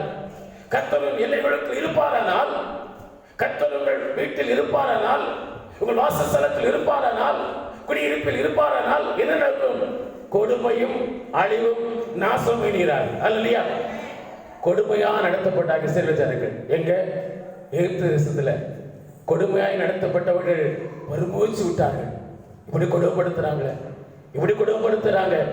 அந்த பெருமூச்சை கர்த்தர் கேட்டு அந்த கொடுமையிலிருந்து, கொடுமைக்கார கையிலிருந்து கர்த்தர் விடுவித்தார். அல்லேலூயா. அருமையான தோண்ட பிள்ளைகளே, என்னை கொடுமையா நடத்துறாங்க, வேலை பார்க்கிற இடத்துல என்னை கொடுமைப்படுத்துறாங்க, என் அண்ணனே என்னை கொடுமைப்படுத்துகிறான், என் தம்பியே என்னை கொடுமைப்படுத்துகிறான், என் உறவினனே என்னை கொடுமைப்படுத்துகிறான், நான் நம்பினவனே என்னை கொடுமைப்படுத்துகிறான், என் நண்பனே என்னை கொடுமைப்படுத்துகிறான், நான் நம்பி இருக்கிற பக்கத்தில் இருக்கிற என் சிநேகிதனே என்னை கொடுமைப்படுத்துகிறான். என்று சொல்றார், இனி கொடுமை உன் வாழ்வில் இருப்பதில்லை. அல்லேலூயா. யார் உன்னை கொடுமைப்படுத்துறாங்களோ கர்த்தர் கொடுமைக்காக கையில் விடுவிப்பார். அழிவும் நாசமும் கேட்கப்படுவதில்லை. அழிவும் நாசம் உனக்கு இருக்காது. யாத்திரை 9ஆம் அதிகாரத்துல 7ஆம் வசனத்துல எகிப்து தேசம் முழுவதிலும் ஒரு பெரிய கொள்ளை இருந்தது. அந்த கொள்ளை நாயினால மிருகச்சவர்கள் எல்லாம் எகிப்து தேசத்தில் செத்து மடிந்து போய்விட்டது. அந்த எகிப்து ராஜா அதே எகிப்து தேசத்துல இஸ்ரவேல் ஜனங்களுக்கு, தேவ பிள்ளைகளுக்கு குடியிருப்பதற்கு ஒரு இடத்தை கொடுத்திருக்கிறார். கோசேன் என்ற நாட்டை கொடுத்திருக்கிறார். பாருங்கள், அங்கே ஆண்டு சொல்கிறார், இந்த வாதி வரும் முன்பாகவே மோசே கொண்டு சொல்கிறார், ராஜாவை பார்வனே, கர்த்தர் உன் ஜனத்திற்கும் தேவ ஜனத்துக்கும் வித்தியாசம் உண்டு பண்ணுவார். இதுவரை வந்த எல்லா கொள்ளைகளும் உன் ஜனத்துக்கு வந்தது, என் பிள்ளைகளுக்கு வந்தது. உன் பிள்ளைகள் பாதிக்கப்பட்டார்கள், என் பிள்ளைகள் பாதிக்கப்பட்டார்கள். ஆனால் இனி வருகிற எந்த கொள்ளை நோயினாலும் என் பிள்ளைகள் பாதிக்கப்பட மாட்டார்கள், என் ஜனங்கள் பாதிக்கப்பட மாட்டார்கள். வித்தியாசத்தை காண்பிப்படி சொன்னார். அப்படியே கொள்ளை நோய் வந்தது. எகிப்து தேசம் முழுவதும் வந்தது. எகிப்து தேசம் முழுவதும் வந்து எல்லா மிருகஜீவன்களும் செத்து போன. ஆனால் பார்வோன் சொல்லுகிறான், இந்த மோசே பையன் சொன்னானே, நான் அவங்க ஜனங்களுக்கும் உன் ஜனத்துக்கு வித்தியாசம் பண்ணு சொல்லியிருக்கிறேன்னு ஆள் அனுப்புனான். போய் பாருங்கப்பா. மந்திரிமார் அனுப்புனான், அரண்மனை வீரர்களை அனுப்புனான், வேவுக்காரர்கள் அனுப்புனான். அந்த கோசேன்ல குடியிருக்கிறாங்க இதே தேசத்துல, அவங்களுக்கு பாரு. அவங்க பார்த்து வந்தார்கள். 7ஆம் வசனத்தில் வாசிங்க. 9:7 வாசிங்க. 9:7 வாசிங்க. இஸ்ரவேலிலே மிருகஜீவன்களிலே ஒன்றாகிலும் வாசிங்க. சாகவில்லை என்று அறிந்தோம். ஹல்லேலூயா, ஹல்லேலூயா. நம்முடைய எல்லைகளுக்குள்ளே கர்த்தர் வாசமா இருக்கும் போது நம்மிலே, நம்முடைய குடும்பத்திலே ஒருவராயிலும் கர்த்தர் சாவுக்கு ஒப்பு கொடுக்க மாட்டார். ஹல்லேலூயா. எல்லா இடத்துல அந்த கொடை வந்தது, எல்லா இடத்துல சாவு வந்தது. கர்த்தர் எல்லைகளுக்குள்ளே வாசமா இருந்தது போது அந்த கொள்ளை நோயினால் எந்த மிருகஜீவன்களும் இஸ்ரவேலுடைய கோத்திரத்துக்குள்ளே தேசத்துக்குள்ளே வரவில்லை. காரணம் என்றால் அந்த ஜனங்களுக்குள்ளே கர்த்தர் வாசமா இருந்தார். ஹல்லேலூயா. அவருடைய எல்லைகளுக்குள்ளே கர்த்தர் வாசமா இருந்தார். எல்லா திசைகளிலும் கர்த்தர் வாசமா இருந்தார். அவருடைய எல்லைகளுக்குள்ளே கர்த்தர் இருந்தார். அவரை விட்டு விலகவில்லை. பகலிலே மேகத்தூணாக, இரவில் அக்கினித்தூணாக கூடவே இருந்தார். அவர் அவளை விட்டு விலகவே இல்லை. ஹல்லேலூயா. சங்கீதம் 127 நான் சொல்கிறது, இஸ்ரவேலை காக்கிற தேவன் உறங்குவதும் இல்லை, தூங்குவதும் இல்லை. ஹல்லேலூயா. அவர் தூங்குவதில்லை. பார்க்கிறோம். அதே அதிகாரத்தில் 6 வசனம் சொல்லி இருக்கிறது, அவர் பகலிலே வெயிலாகிலும் இரவில் நிலவாகிலும் சேதம் கொடுத்தாது. அன்பார்ந்த விடுமுறைகளே, இந்த கொள்ளை நோய் நடந்த போதிலும், இந்த கொள்ளை நோய் இந்த நாள் வரையில் எடுத்து கொண்டிருக்கும், நாம் வெளியே போறோம், வர்றோம், பிரயாணத்துக்கு போறோம், வேலைகளுக்கு போறோம், கடைகளுக்கு போறோம், செய்ய வேண்டிய எல்லாம் செய்கிறோம், ஜனங்களோடு பேசுகிறோம், பழகுறோம். ஆனால் கர்த்தர் இவைகளுக்கு எல்லாம் உங்களை காப்பாற்றினார் அல்லவா? காரணம் என்றால் உங்கள் எல்லைகளுக்குள்ளே கர்த்தர் வாசமா இருக்கிறார். உங்கள் இல்லத்திலே கர்த்தர் வாசமா இருக்கிறார். அந்த கொள்ளை ஒரு அழிவை கொண்டு வரவில்லை. கர்த்தர் இதுவரை உங்களை காத்தவர், இன்னும் அழிவுக்கு உட்படுத்த மாட்டார், உங்களை காத்துக் கொள்வார். அதே அதிகாரத்தில் இன்னும் பார்க்கிறோம், அங்கே சொல்லி இருக்கிறது, யோபுடைய வாழ்க்கையில இன்னும் சொல்லி இருக்கிறது, இன்னும் பல காரியம் சொல்லி இருக்கிறது. 9ஆம் அதிகாரத்தில் 26 வசனத்தை வாசிங்க. 26 வசனத்தை வாசிங்க. 9:26 கல்மழை வருகிறது. இன்னொரு வார அந்த கல்மழை வரும்போது மோசே பார்வோனை பார்த்து சொல்கிறான், உம்முடைய ஜனங்கள் ஒருவர் கூட வெளியே இருப்பீர்கள் என்றால், வீட்டை விட்டு வெளியே இருந்தா, கூடாரத்தை விட்டு ஆடு மாடுகள் வெளியே இருந்தா, அந்த கல்மழை அந்த மனிதனையும் அந்த ஆடு மாடுகளை அழிக்கும். ஆனால் அந்த கல்மழை என்னுடைய ஜனத்தை, தேவ பிள்ளைகளை தொடாது, அவருடைய ஆடு மாடுகள் தொடாது. அவங்க எங்கே தெரிவாங்க? அவங்க வெளியே தெரிவாங்க. வீட்டில் விருப்பம் வெளியே கூட தெரிவாங்க. கோசை நாட்டில் எங்க தெரிவாங்க. ஆனால் ஒன்று செய்வதில்லை. ஆனால் உன்னுடைய ஜனத்தை நீ ஜாக்கிரதை உள்ள வச்சுக்க. வீட்டுக்குள்ள கொண்டு பா. உன் ஜனம் சாகாவா இருக்கணுமா? உன் மிருக ஜீவன் சாகாவா இருக்கணுமா? இந்த கல்மழையினால் சாகாவா இருக்கணுமா? தப்படுமா? எல்லாரும் வீட்டுக்குள்ள கொண்டு பா. 20ஆம் வசனத்தில் வாசிக்கிறோம், மோசேயுடைய வார்த்தைக்கு பயந்தவங்க, மோசேயுடைய வார்த்தையை கேட்டு கர்த்தருக்கு பயந்தவங்க எல்லாம் தங்கள் ஆடு மாடுகளையும் தங்களுடைய வேலைக்காரரையும் வீட்டுக்குள்ள வைத்து கொண்டாங்க. எய்த்து தேசத்து மனிதர்கள்லாம். ஆனால் அதை உதாசனப்படுத்தினவங்க 21 வசனத்தில் யார் மதிக்காமல் போனானோ, யார் மதிக்காமல் போனானோ, இவை என்னடா சொல்றது, நமக்கு இவ்வளவு பெரிய தெய்வம் இருக்குது, எவ்வளவு பெரிய தெய்வ சக்தி இருக்கிறது, எந்த தெய்வத்தை போல ஒரு தெய்வம் நமக்கு உண்டா, எந்த தெய்வத்தோட பெரிய தெய்வம் இருக்குதான்னு சொல்லி எவரெல்லாம் ஆண்டவர் மதிக்காமல் போனானோ அவன் வெளியே தெரிந்தான். ஆடு மாடு தெரிந்தது, கல்மழை வந்தது. பார்க்கிறோம், வெளியே இருந்த அந்த மனிதர்களும் அந்த ஆடு மாடுகளும் செத்தனை என்று பார்க்கிறோம். செத்து விழுந்தன. 25 வசனத்தை வாசிங்க.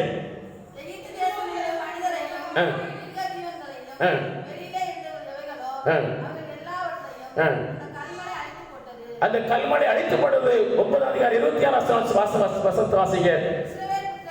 இஸ்ரவேல் இருந்த கோசை நாட்டிலோ அந்த கல்மழை இல்லாது இருந்தது. ஹல்லேலூயா. கொடுமை இருக்காதுங்க. எல்லைகளுக்குள்ளே கர்த்தர் வாசமா இருக்கும் போது கல்மழை ஒன்றும் செய்யாது. கல்மழை வராது. கல்மழையினால் உனக்கு சேதம் வராது. கல்மழை அங்கு வரவே இல்லை. அதே தேசத்தான் நாங்கள் வெளியே திரிந்தான். கல்மழை அவர்களுக்குள்ளே வரல. அன்று சொல்கிறார், கொடுமை உனக்கு இல்லை, அழிவும் நாசம் உன்னிடத்தில் இல்லை. ஹல்லேலூயா. அடுத்து அதே அதிகாரத்தில் பார்க்கிறோம், 10ஆம் அதிகாரம் 23ஆம் வசனத்தில் பார்க்கிறோம், இஸ்ரவேல் புத்திரருக்கு வந்தோ அவர்கள் வாசல்கள் வெளிச்சம் இருந்தது. நடந்த சம்பவம் என்ன? மோசே சொல்ற 3 நாள் காரியங்கள் உண்டாகும். ஒரு முகத்தை ஒருவர் பார்க்க முடியாது. அப்படி வந்தது, காரியம் வந்தது. ஒரு முகத்தை ஒரு பார்க்க முடியும். உட்கார்ந்த இடத்துல உட்கார்ந்து இருக்கான். ராஜா அரண்மனையில் உட்கார்ந்து இருக்கிறான். ஏத்தாள் உட்கார்ந்த முகம் தெரியாது, மனைவி முகம் தெரியாது, பிள்ளை முகம் தெரியாது, பக்கத்தில் கட்டில் தெரியாது. அந்த அளவு காரர்கள், அத்தனை தேசம் முழுவதும் காரர்கள். ஒருவர் முகத்தை ஒருவர் பார்க்க முடியல, எழுப்ப முடியல. எழுப்பினா எங்கே எடுத்துருவோமோ, என்ன இருக்குன்னு தெரியாது. பக்கத்தில் என்ன இருக்குது, நம்ம எங்கே உட்கார்ந்து தெரியாது. இந்த இருள் வரும்போது என்ன இப்போ சம்பவித்து எப்போ இவ்வளோ தெரியாது. ஆகவே இருந்த இடத்துல உட்கார்ந்தாங்க. அவங்க எங்க உட்காந்து பாத்ரூம்னா பாத்ரூம் உட்கார்ந்துருந்தான், படுக்கையில படுக்கையில உட்கார்ந்துருந்தான். எழும்பல என்ன ஆகுமோ தெரியாது. அத்தனை பேர் 3 நாள் குத்திருட்டுல ஒருவர் முகத்தை ஒருவர் பார்க்காம இருந்தாங்க. ஆனால் வேதம் சொல்கிறது, இஸ்ரவேல் வாழ்ந்த கோசை தேசத்துல வெளிச்சம் இருந்தது. ஹல்லேலூயா. இருள் உங்கள் வாழ்க்கையில் வராது. கொடுமை வராது. அன்பார்ந்த பிள்ளைகளே, இவைகளெல்லாம் கர்த்தர் நமக்கு கொடுக்கிற ஒரு பெரிய ஆசீர்வாதம். அவர் இலைகளுக்குள்ளே வாசமா இருப்பதனால கொடுமை உங்களை விட்டு நீங்கி போகும். அழிவு நாசமும் இன்னும் உங்களுக்கு வருவதில்லை. இதுவரை அழிவு நாசத்துக்கு விலைக்கு காத்துக்கொண்டு கர்த்தர் உங்களை விலைக்கு காத்துக் கொள்வார். நீங்கள் விருத்தி அடைவீங்க. குறிய போவதில்லை. எங்கள் இலைகள் கர்த்தர் பெரிதாக்குவார், உங்களை ஆசீர்வதிப்பார். எங்கள் இலைகள் பெரிதாகும். தேசத்தை இச்சிக்கிற எந்த காரியத்துக்கும் கர்த்தர் உங்களை ஒப்புக் கொடுக்க மாட்டார். கர்த்தர் உங்களை இலைக்குள்ளே வாசமா இருந்து உங்களை ஆசீர்வதிப்பார். இப்படி கர்த்தர் நம்முடைய இலைகளுக்குள்ளே வாசமா இருக்க வேண்டும் என்றால், இப்படிப்பட்ட மேன்மையை நமக்கு தர வேண்டும் என்றால், நம்முடைய வாழ்விலே தேவன் எதிர்பார்க்கிற காரியம் என்ன? யாத்ராம 34 அதிகாரம் 24 வசனத்தில் வாசிக்கிறோம். கர்த்தருடைய சன்னிதானத்திலே காணப்பட வேண்டும். யாத்ராம 34:24 வாசிங்க. நான் புறஜாதிகளை உங்கள் முன்னின்று துரத்திவிட்டு உங்கள் எல்லைகளை விஸ்தாரமாக்குவேன். விஸ்தாரமாக்குவேன். வருஷத்தில் 3 தரம் உங்கள் தேவனாய கர்த்தருடைய சந்ததிக்கு முன்பாக உங்களுடைய தேவனாய் கர்த்தருடைய சந்நிதிக்கு முன்பு காணப்படும் போது ஒருவரும் உங்கள் தேசத்தை இச்சிப்பதில்லை. அது சொல்லியிருக்கு பாருங்க. உங்கள் எல்லைகளுக்குள்ளே வாசமா இருந்து உங்களை விதமான ஆசீர்வாதம் நடத்தணுமா? நீங்க கர்த்தருடைய சன்னிதானத்திலே காணப்பட வேண்டும். அல்லேலூயா. கர்த்தர் வாரத்தில் ஒரு நாளை நமக்கு தந்திருக்கிற ஆலயத்துக்கு கூடி வருவதற்காக எபிரேயர் 10:25 வாசிக்கிற சபை கூடி வருவதை ஒருவர் விட்டு விடாதீர்கள். சிலர் விட்டு விடுவது போல சபை கூடுதலை விட்டு விடாதீங்க. சபை கூடி வராது இருக்கிறவங்களை புத்தி சொல்லுங்க. நாளானது சமீபித்திருக்கிறது. அது புத்தி சொல்லி சபைக்கு வாங்க. ஆராதனைக்கு வராம இருக்காதுங்க. கர்த்தரை தேடுங்க, கர்த்தரை தொழுது கொள்ளுங்க. சபையில் வந்து கர்த்தர் ஆராதனை புத்தி சொல்லுங்க என்று சொல்லியிருக்கிறது. கர்த்தருடைய சன்னிதானத்திலே காணப்படுகிற தேவனுடைய பிள்ளைகளா இருந்தால் நீங்கள் வருஷத்துல 52 வாரம் இருக்கிறது. 52 வாரமும் கர்த்தருடைய ஆலயத்திலே கர்த்தருடைய சமூகத்திலே நீங்கள் காணப்படுகிறீர்கள் என்று சொன்னால், கர்த்தர் உங்கள் எல்லைகளுக்குள்ளே வாசமா இருந்து இந்நாள் உங்களை காப்பாற்றுவார். எல்லாரும் உங்களை காப்பாற்றுவார். உங்கள் எல்லைகளை விசாரப்படுத்துவார். நீங்கள் புரிய போவதில்லை, நீங்கள் விசாரமாக்குவார். உங்கள் வாழ்க்கையில் கொடுமை இருப்பதில்லை. உங்கள் வாழ்க்கையில் இச்சிக்கிறவன் உங்களை வருவதில்லை.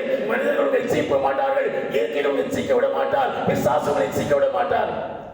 கொடுமையும் அழிவும் நாசமும் உங்கள் வாழ்க்கை எல்லையிலே காணப்படாதபடிக்கு கர்த்தர் அகற்றி போட எப்படினால் கர்த்தருடைய சன்னிதானத்திலே காணப்பட வேண்டும். 52 வாரம். ஒரு வாரத்தில் 2 மணி நேரம், 9 மணியிலிருந்து 11 சீக்கிரம் 11 மணி வரை அல்ல 11:15. அந்த 2 மணி நேரம் கூட நம்ம ஆலயத்துக்கு சரியா வர முடியல. ஒரு ஆபீஸுக்கு 9 மணினா 8:55 போயிடும். கையெழுத்து போட்டுரும். 4 மணிக்குனா 6 மணி, 2 மணி வரை 2 மணி உட்காந்துட்டு தான் பாத்ரூம் போறது கூட முடியும். அதுவரை இந்த வேலைகளை செய்து கொண்டிருக்கணும். ஆனால் நம்மால் 2 மணி தான் ஆண்டவர் கொடுக்க முடியலன்னா எப்படி எல்லைகளுக்குள்ளே கர்த்தர் வாசமா இருப்பார்? சொல்கிறார், என்னுடைய சன்னிதானத்துக்கு முன் வந்திருக்கும் போது ஒருவன் உன்னை எச்சிக்க மாட்டான். உன் எல்லைகளுக்குள்ளே நான் வாசமா இருப்பேன். ஒவ்வொரு வாரமும் கர்த்தருடைய ஆலயத்திலே காணப்பட வேண்டும். கர்த்தருடைய சன்னிதானத்திலே காணப்பட வேண்டும். அன்பார்ந்தவர்களே, கொடுமையும் நாசமும் அழிவும் உனக்கு இருக்காதபடி கர்த்தர் பாதுகாப்பார். ஒரு சவுல் ஸ்டெயின் அவர்கள் எரித்து கொல்லப்பட்டார்கள். அதுக்கு அடுத்த ஆண்டு டிசம்பர் மாதம் 25ஆம் தேதி அங்க இருக்கிற எல்லா ஆலயங்களும் சூறையாடப்பட வேண்டும். ஒரு இடத்தில் கூட கிறிஸ்துமஸ் ஆராதனை நடத்தப்படக்கூடாதுங்கிற ஒரு ரகசியமான திட்டத்தோடு கூட அநேகர் காத்திருந்தார்கள். நடந்தது என்ன? கிறிஸ்துமஸ் அன்றைக்கு முந்தின நாள் நினைக்கிறேன், ஒரு பெரிய பூமி எதிர்ச்சி உண்டானது. அந்த பூமி எதிர்ச்சியிலே லட்சக்கணக்கான ஜனங்கள் மடிந்தார்கள். ஒரு ஏரியாவில் இருக்க எல்லா கட்டடமும் மனுக்களும் மடிந்து கிடந்தார்கள். ஒரு கட்டடம் மட்டும் கம்பீரமா இருந்தது. ஒரு கட்டடம் மட்டும் கம்பீரமா இருந்தது. சுற்றி எத்தனையோ கிலோமீட்டர் தூரம் எல்லாம் பெரிய, அதை விட பெரிய கட்டடங்கள், 3 மாடி 4 மாடி அடுக்காடி கட்டடங்களாம் இடிந்து விழுந்து மக்கள் மடிந்து போயிருந்தார்கள். ஆனால் ஒரு கட்டடம் மட்டும் அப்படி நின்றது. அதுவும் 5 மாடி 6 மாடி கட்டடம் அல்ல, ஒரு 2 தளம் கொண்ட ஒரு கட்டடம். அங்க நடந்தது என்ன? அந்த கிறிஸ்துமஸ் நாள் இரவு அங்கே தேவ பிள்ளைகள் கர்த்தரை கூடி கிறிஸ்துமஸ் ஆராதனை நடத்தி கொண்டிருந்தார்கள். ஹல்லேலூயா, ஹல்லேலூயா. கர்த்தர் பாதுகாத்தார். கொடுமை அவர்களுக்கு வரவில்லை, அடியவர்களுக்கு வரவில்லை, நாசம் அவர்களுக்கு வரவில்லை. அன்பார்ந்த பிள்ளைகளே, கர்த்தர் அந்த இலைகளுக்குள்ளே இருந்தார். அவளை பாதுகாத்துக் கொண்டார். இருள் அவர்களை ஒன்றும் செய்ய முடியவில்லை. வானத்தின் அக்கினி ஒன்றும் செய்ய முடியவில்லை. பூமி எதிர்ச்சி ஒன்றும் செய்ய முடியவில்லை. அவர்கள் இருந்த இருந்ததனால் கட்டடம் பாதுகாக்கப்பட்டது. அந்த கட்டடம் அத்தனை மனிதர்கள் பாதுகாக்கப்பட்டார்கள். இவர் 2ஆம் காலத்தில் மாடியில இருந்து கர்த்தருடைய ஆராதனை ஆராய்ந்து கொண்டிருந்தார்கள். கர்த்தர் பாதுகாத்துடைய உண்மை சம்பவம். அல்லேலூயா. சுற்றில் இருக்கிற எல்லா கட்டடங்களும் வீடுகள் இடிந்து போய் விழுந்தது. ஒருவர் கூட உயிர் இல்லை. அன்பார்ந்த அடிப்படையிலே நீங்கள் சபையில் கர்த்தருடைய சமூகத்தில் காணப்படும் போது கர்த்தர் உங்கள் எல்லைகளுக்குள்ளே ஒருவர் மிசிக்க வர வேண்டும். ஆண்டவர் சொல்கிறார், நீ தேசத்தில் 3 நாள் இஸ்ரவேல் ஜனங்களுக்கு சொன்ன காரியம் என்ன? இன்றைக்கு முதல் நடந்து கொண்டிருக்கிறது. இது இஸ்ரவேல் ஜனங்களுக்கு கர்த்தர் சொன்னார், நீ கர்த்தரை ஆராதிப்பதற்கு நீ கூடி வந்திருக்கும் போது, அந்த 3 நாள் கூடி வந்திருக்கும் போது என்று அவங்க எருசலேமுக்கு போகணும். தேசத்தின் எல்லா மூலையிலும் வந்து அவர்கள் ஒருவர் கூட வீட்டில் இருக்கக்கூடாது, தங்கள் பாளையத்தில் இருக்கக்கூடாது. பெரிய இல்லை தேசம். அதாவது உதாரணம் அழைத்துக் கொள்ளுமே, கன்னியாகுமரியிலிருந்து சென்னை வரையில், அப்படி அங்கே கூடநகர்ல இருந்து கூட இருந்து அந்த பக்கம் நமக்கு எந்த ஒரு பாண்டிச்சேரி வரையிலும் இருக்கிற அத்தனை பேரும் மதுரையில் வந்து கூடுவது போல ஒரே இடத்துல கூடணும். ஒருவர் கூட வீட்டில் இருப்பார், பிள்ளைகள் குடும்பம் எல்லாம் வரணும். அப்படி குடும்பம் வரும்போது இதான் மனசை இது பார்த்து சத்துரிந்து பார்ப்பான், யுத்தம் பண்ணி ஒரே நாளை பிடித்து விடலாம். ஆனால் இஸ்ரவேல் ஜனங்கள் ஒவ்வொரு ஆண்டும் செய்தார்கள். 3000 ஆண்டுகளுக்கு மேலாக அந்த தேசத்தில் அவர்கள் கூடி வந்து கர்த்தர் ஆராய்த்திருக்கிறார்கள்.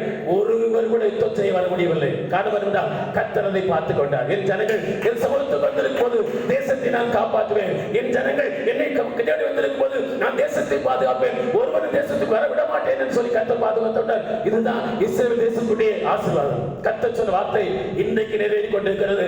அவர்கள் செய்த எத்தனை ஆண்டுகள், ஆயிரக்கணக்கான ஆண்டுகள் ஒன்றாய் சேர்ந்து வருவார்கள். சத்துரு எதிர்பார்த்து கொண்டிருப்பார்கள். பக்கத்தில் எத்தனையோ ராஜ்யங்கள் இருந்தது, ஒருவர் கூட யுத்தத்துக்கு வர முடியவில்லை என்றால் கர்த்தர் கொடுத்த பாதுகாப்பு. அல்லேலூயா.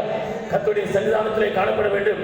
2வது சொல்லப்பட்டிருக்கிறது, உடைய வாழ்விலே பார்க்கிறோம் யாபேசை போல தேவனிடத்திலே ஜெபிக்கணும். 1 நாளாகமம் 2 நாளாகமம் 1 நாளாகமம் 4ஆம் அதிகாரம் 10ஆம் வசனத்தில் வாசிக்கிறோம். யாக்கோபு இஸ்ரவேல் தேவனை நோக்கி ஒரு ஜெபம் பண்ணினான். இந்த ஜெபம் பண்ண இஸ்ரவேல் தேவனை நோக்கி வாசிங்க. நோக்கி என்னை ஆசீர்வதித்து என் எல்லைகளை பெரிதாக்கி உம்முடைய கரம் என்னோடு இருக்கணும், தீங்கினை துக்கப்படுத்தாதபடி என்னை விலக்கி காத்துவிடும் என்று வேண்டிக் கொண்டான். அவன் வேண்டிக் கொண்டது தேவனாக அருளினார். அல்லேலூயா. நம்ம ஜெபம் பண்ணணும். இந்த யாபேசை போல ஜெபிக்கணும். நீர் என்னை ஆசீர்வதிக்கணும், என் நிலைகளை பெரிதாக்கணும். பொருளாதாரத்தில் இல்லை குறைஞ்சு போயிட்டு இருக்குது, ஆரோக்கியம் குறைஞ்சு போயிட்டு இருக்குது, என்னுடைய ஆசீர்வாதம் குறைஞ்சு போயிட்டு இருக்குது, நன்மை குறைஞ்சு போயிட்டு இருக்குது, மகிழ்ச்சி குறைந்து போயிட்டு இருக்குது. என் நிலைகளை பெரிதாக்கணும். ஆண்டவருடைய கரம் என்னோடு இருக்கணும், தீங்குகளை துக்கப்படுத்தாதபடி எங்கள் விலைக்கு காரணம் என்று அனுதினமும் இதை யாபேசை போல ஜெபிக்கணும். ஜெபித்தால் கர்த்தர் வேண்டிக் கொண்டதை அவருக்கு அருளினார். அல்லேலூயா. நாம் முதலாவதாக கர்த்தருடைய சன்னிதானத்திலே காணப்பட வேண்டும். 2ஆவதாக அதற்காக ஜெபிக்கணும். யாபேசை போல கருத்தா ஜெபிக்கணும். கருத்தா ஜெபித்தான் தேவரே என்னை ஆசீர்வதிக்கணும், ஆண்டவரே உடைய கரை என்னோடு இருக்கணும், தீங்கினை துக்கப்படுத்தப்படாது, என் நிலைகளை பெரிதாக்கணும். ஆண்டவரே என்று ஜெபித்த போது வேண்டிக் கொண்டதை கர்த்தர் கொடுத்தார். நீங்களும் நானும் ஜெபிக்கணும். ஜெபத்தை விட்டு அனுதினமும் ஜெபிக்கணும். ஒவ்வொரு நாளும் ஜெபிக்கணும். ஆண்டவரே உன் எல்லைகளுக்குள்ளே இந்த வாசமா இருக்கணும், என் எல்லைகளை விரிவாக்கணும், சீக்கிரமே எல்லைக்குள்ள வரக்கூடாது, அழிவோ நாசமோ கேடோ நீ வாழ்க்கை கொடுமை இருக்கக்கூடாது. நீ ஜெபிக்கணும். அப்படி ஜெபிக்கும் போது கர்த்தர் உங்களை ஆசீர்வதிப்பார். 3ஆவதாக விவாகம் 32:12 வாசிக்கிறோம். கர்த்தர் பென்யமீனை என்னாலும் காப்பாற்றுவது காரணம் என்னவென்றால் அவர் கர்த்தருக்கு பிரியமானவனாய் காணப்பட்டார். அந்த வசனத்தை வாசியுங்கள். விவாகம் 33:12. பென்யமீனை குறித்து அவன் கர்த்தருக்கு பிரியமானவன், அவன் கர்த்தருக்கு பிரியமானவன். கர்த்தர் பென்யமீன் நிலையுற்று வாசமாயிருப்பார் என்று வாக்குத்தத்தம் பண்ணுகிறார். அவன் என்னாலும் காப்பாற்றுவேன் என்று சொல்கிறார். அவன் நிலையுற்று வாசமாயிருப்பேன் என்று சொல்கிறார். அவன் நிலையுற்று வாசமாயிருக்க காரணம் என்ன? அவனை காப்பாற்ற காரணம் என்ன? அவன் சொல்லி கர்த்தருக்கு பிரியமானவனாய் காணப்பட்டான். அல்லேலூயா. ஆண்டவரே, தேவனுடைய பிள்ளைகளே, நீங்களும் நானும் யாருக்கு பிரியமா இருக்குமோ பிரியலையோ அந்த கர்த்தருக்கு பிரியமா இருக்க நீங்க உங்க வாழ்க்கை ஒப்பு கொடுங்க. அல்லேலூயா. அல்லேலூயா. இந்த உலகத்துல எந்த மனிதனுக்கும் யாரும் பிரியமா இருக்க முடியாது, திருப்திப்படுத்த முடியாது. எந்த மனுஷனும் யாரும் திருப்திப்படுத்த முடியாது. யாராவது ஒரு கரையை கண்டுபிடிச்சு நம்ம கொடுத்து காட்டுவாங்க. ஆனா கர்த்தரை மட்டும் நாம் பிரியப்படுத்தினால் அவர் நம்மை ஆசீர்வதிப்பார். எந்த மனிதனை பிரியப்படுத்தி இது ஆக போவதில்லை. நான் அதிகாரிகளை பிரியப்படுத்தினா எனக்கு ப்ரமோஷன் கிடைக்குமா? கிடைக்காது. கர்த்தரை பிரியப்படுத்துங்க. அதிகாரி செய்யாத வேலையை கர்த்தர் செய்வார். அல்லேலூயா. நேபுகாத்நேச்சார் இருந்த நாட்கள்ல, ஆகாஸ்வேரு இருந்த நாட்கள்ல மருதாய் கடன் செய்யப்படவே இல்லை. அந்த ஆகாஸ்வேரு ராஜாவை 2 முறை காப்பாற்றி இருக்கிறான். எஸ்தர் ராஜாட்டி மூலமாக காப்பாற்றிருக்கிறார். எஸ்தர் ராஜாவிடத்துல சொல்லி இந்த அரண்மனை வாச காவல்காரர்கள் 2 பேர் அவனை கொல்ல பார்க்கிறான்னு சொல்லும் போது விசாரித்து பார்த்தா உண்மை. அப்படி 2 பேரை காப்பாற்றிருக்கிறான். ஆனா அவனுக்கு கணம் செய்யப்படவில்லை. ஒரு நாள் வந்தது, தூக்கமே அவனுக்கு வரல. அந்த மொர்தெகாயை கொல்வதற்கு ஆமா சக்தி திட்டம் போட்டு வந்திருக்கிறான். தூக்கு மரத்தெல்லாம் செஞ்சான். நாளை காலையில அவன் தூக்கு போடணும் அதை சொல்வதற்காக ஆமான் வீட்டுக்கு வர்றான். ராஜாவுடைய ஆகாச ராஜா வீட்டுக்கு வருகிறான். காலையில ராஜா அந்த நடவடி புஸ்தகத்தை வாசி கொண்டு ராத்திரி தூக்கம் வரல. ஒன்னு நடவடி புஸ்தகத்தை கொண்டு வர சொல்லாரு, வாசிக்கிறார். அங்கே வாசிக்கும் போது தன்னை 2 முறை சாவிலிருந்து காப்பாற்றின, தன்னுடைய கொல்வதற்கு நினைத்த தன்னுடைய வாசல் காவல்காரர்கள் காப்பாற்றின 2 முறை காப்பாற்றிருக்கிற பெயர் எழுதப்பட்டிருந்தது மொர்தெகாய் என்று. அவனுக்கு ஒன்றும் செய்யப்படுதா என்று ஒரு கேள்வி எழுப்பினான். கூட ஒன்றும் செய்யப்படல. அப்போது அதை செய்வதற்காக யார் அடைக்கிறான்னு பார்த்தா வெளியே ஒருவன் நிற்கிறான். ஆமா, அவன் உள்ள வர சொல்லு. அவன் உள்ள போனான். இப்படி ராஜாவை கனம் பண்ணுகிறவருக்கு என்ன செய்யப்பட வேண்டும்? அவன் சொன்னான், ஒரு பெரிய அதிகாரி வரணும். அவன் வந்து அவனுக்கு வஸ்திரத்தை, ராஜாவுடைய வஸ்திரத்தை உடுத்தணும், ராஜாவுடைய முகத்தை தடுப்பிக்கணும், அவனை ஒரு குதிரையை ராஜாவுடைய குதிரை ஏற்றி அவனுக்கு முன்பாக ராஜா கனம் பண்ணுகிற மாதிரி இப்படி செய்யப்படும் சொல்லிக் கொண்டே போகணும். உடனே போய் மொர்தெகாய்க்கு செய். இவன் செய்ததென்ன? தூக்கு மரம் வச்சிருக்கிறான் ரெடியா. ஆனா ராஜாவுடைய உத்தரவு, நீ போய் அவனுக்கு செய். இவன் நினைச்சா தனக்கு தான் செய்யப்பட முடியும். அவன் செய்தான், துக்கத்தோடு வீட்டுக்கு போனான். அவன் அதே தூக்கு மரத்தில் தூக்கி போடப்பட்டான். அல்லேலூயா. அன்பானவருடைய தேவன் உங்களுக்கு கனம் பண்ணுவார். பென்யமீன் என்னால கர்த்தர் காப்பாற்றினார். கர்த்தர் பென்யமீனை காப்பாற்றினார். கர்த்தருக்கு பிரியமானவனை காணப்பட்டான். அடுத்ததாக சொல்லி இருக்கிறது 33 படிகளிலே அவன் கர்த்தரோடு இருந்தான். அந்த வசனத்தை வாசிங்க. பென்யமீனை குறித்து கர்த்தருக்கு பிரியமானவன் அவரோடு கூட சுகமாய் தங்கி அவன் கர்த்தரோடு இருந்தான், தேவனோடு இருந்தான், தேவனோடு நடந்தான், தேவனோடு பழகினான், தேவனுடைய கையை பிடித்துக் கொண்டான், தேவனோடு விலகவே இல்லை. பேதுருவோ நாம் சாவிலும் சாவதற்கு ஆயத்தமா இருக்கணும்னு சொன்னான், சாவிலும் ஓடு கூட இருப்பேன்னு சொன்னான். ஆனால் ஆண்டவர் சொன்னார், சேவல் 2 மரம் கூவதற்கு முன்பு 3 மரம் கூவதற்கு 2 மரம் கூவதற்கு முன்பு நீ என்னை 3 தடவை மறுதலிப்பாய் என்று சொன்னது போல மறுதலித்தான். பின்பாடு தேவனை தூரமாக பின்பற்றினான். அன்பார்ந்தவர்களே, அப்படி தூரமாய் பின்பற்றினவன் கூட கர்த்தர் மறுபடியும் சந்தித்தார். ஏன்னா மனசா போட்டான், இப்படி நான் தேவனை மறுதலித்து விட்டேனே, தேவனை நான் காட்டி கொடுத்து விட்டேனே, தேவனை நான் சபித்து விட்டேனே என்று சொல்லி மன்னிப்பு கேட்டான், அழுதான். கர்த்தர் அவனுக்கு இறங்கினார். அன்பார்ந்தவர்களை தூரமாக பின்பற்றினான். இன்னைக்கு அநேகர் கூட வாழ்க்கையில பிரச்சனைகள் இல்லை, நம்முடைய வாழ்க்கையில் இருக்கிற கஷ்டங்கள் இல்லை, நாம் தேவனோடு நடந்தவங்க, தேவனோடு கூட இருந்தவங்க, தேவனோடு கூட பழகினவங்க, தேவனுடைய கையை பிடித்து கொண்டவங்க, தேவனுடைய கற்பனைகளை கை கொண்டவங்க. இப்ப கொஞ்சம் டிஸ்டன்ஸ் தேவனுக்கு நமக்கு இருக்குது. அன்பார்ந்தவர்களே, கர்த்தரோடு நீங்கள் இருந்தால் அவன் பெரியவன் எத்தனை பிரச்சனை வந்தாலும் எத்தனை கஷ்டம் வந்தாலும் அவன் கர்த்தரோடு இருப்பதை ஒருபோதும் விடவில்லை. நீங்கள் நானும் கர்த்தரோடு இருக்கிற அந்த அனுபவத்தை நீங்கள் காத்துக் கொண்டால் கர்த்தர் உங்கள் எல்லைகளுக்குள் இருப்பார், உங்களை காப்பாற்றுவார், உங்கள் எல்லைக்குள்ளே வாசமாக இருப்பார். அல்லேலூயா. அந்த தீவிரமாய் போல அந்த பேதுரு மறுபடியும் கர்த்தரோடு நடந்தான், கர்த்தரோடு பழக ஆரம்பித்தான், கர்த்தரோடு நடந்தான். அன்பார்ந்த பிள்ளைகளே, நாம் கர்த்தரோடு இருக்க வேண்டும், கர்த்தருடைய கையை பிடித்துக் கொள்ள வேண்டும், கர்த்தரோடு நடக்க வேண்டும், கர்த்தர் சொல்ல எடுத்து போக வேண்டும், கர்த்தர் காண்பிக்கிறதை செய்ய வேண்டும், கர்த்தர் சொன்னதை செய்யணும், கற்பனைப்படி செய்யணும், பிரமாணத்தின்படி செய்யணும், நியாயங்களை கை கொள்ளணும். இப்படி கர்த்தரோடு நடப்போம் என்றால் அவர் நம்ம எல்லைகளுக்கு வாசமாயிருப்பார். அல்லேலூயா. 5வதாக பென்யமீனை குறித்து இருக்கிறது. பென்யமீன் பிறக்கும் போது அவருடைய தாய் ராகேல் பெனானி என்கிற பெயரை கொடுத்தார். துக்கத்தின் மகன் என்கிற பெயரை சூட்டினார். தகப்பன் உடனே பார்த்தான், இல்ல இவன் துக்கத்தின் மகன் கிடையாது, அவன் பென்யமீன் வலதுகரத்தின் மகன். அல்லேலூயா.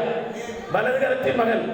இவன் எனக்கு வலதுகரமா இருப்பான், தகப்பனாய் எனக்கு வலதுகரமா இருப்பான், என் சந்ததிக்கு வலதுகரமா இருப்பான், என் தேவனுக்கு வலதுகரமா இருப்பான், தேவனுடைய ஊழியத்துக்கு வலதுகரமா இருப்பான், தேவ சபைக்கு வலதுகரமா இருப்பான்.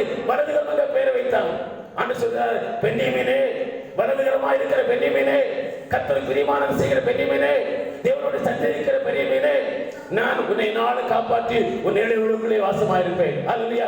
அன்பார்ந்த பிள்ளைகளே, நீங்கள் தேவனுக்கு, தேவனுடைய சபைக்கு, தேவனுடைய ஊழியத்திற்கு, தேவனுடைய ஊழியக்காரர்களுக்கு வலதுகரமாய் இருக்க வேண்டும், வலதுகரமாய் பென்யமீனை போல இருக்க வேண்டும். தேவனுடைய சபைக்கு, தேவனுடைய ஊழியத்திற்கு, தேவனுக்கு வலதுகரமாய், தேவனுடைய பிள்ளைகளுக்கு வலதுகரமாய் இருப்பது மாத்திரமல்ல, தேவனோடு நடக்க வேண்டும், தேவனோடு நடக்க வேண்டும், தேவனோடு ஐக்கியமா இருக்க வேண்டும், தேவனுக்கு பிரியமானதை செய்வதாய் காணப்பட வேண்டும். அன்பார்ந்த பிள்ளைகளே, தேவனுடைய சமூகத்திலே நாம் காணப்பட வேண்டும்,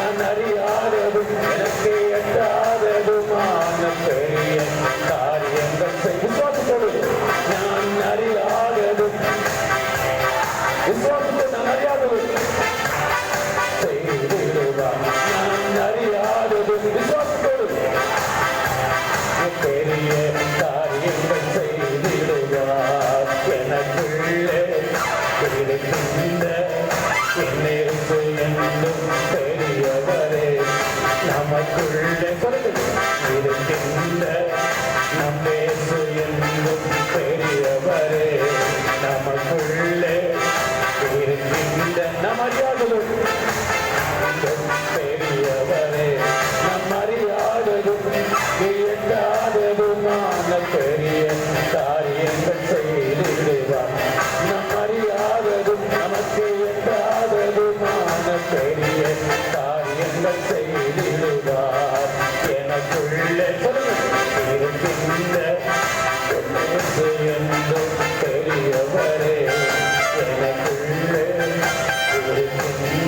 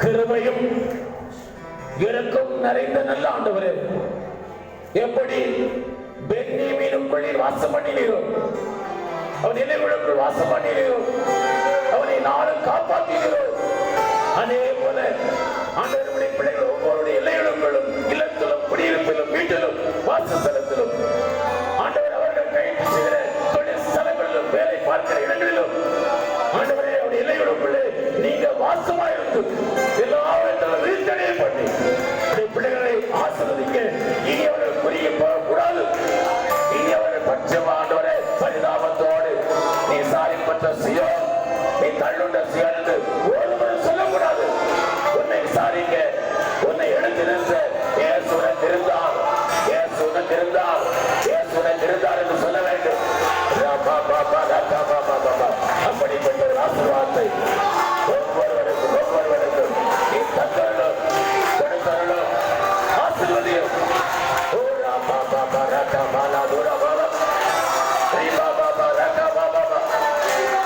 நன்றி ஆண்டவரே, நன்றி ஆண்டவரே. நீ அப்படியே எங்கள் ஜெபத்தை கேட்டு அப்படி பிள்ளைகளுக்குள் வாசம் பண்ணி பென்யமீனை போல ஆண்டவர் யாபேசை போல ஆசீர்வதிப்பதற்காக நன்றி, நன்றி, நன்றி. உங்க நாமம் மட்டும் மையப்படட்டும். விலையேறப்பட்ட இயேசுவின் நாமத்தில் ஜெபிக்கிறோம் ஜீவனுள்ள நல்ல பிதாவே, ஆமென், ஆமென். என் ஆத்துமாவே கர்த்தரை ஸ்தோத்திரி, என் முழு உள்ளமே அவருடைய பரிசுத்த நாமத்தை ஸ்தோத்திரி.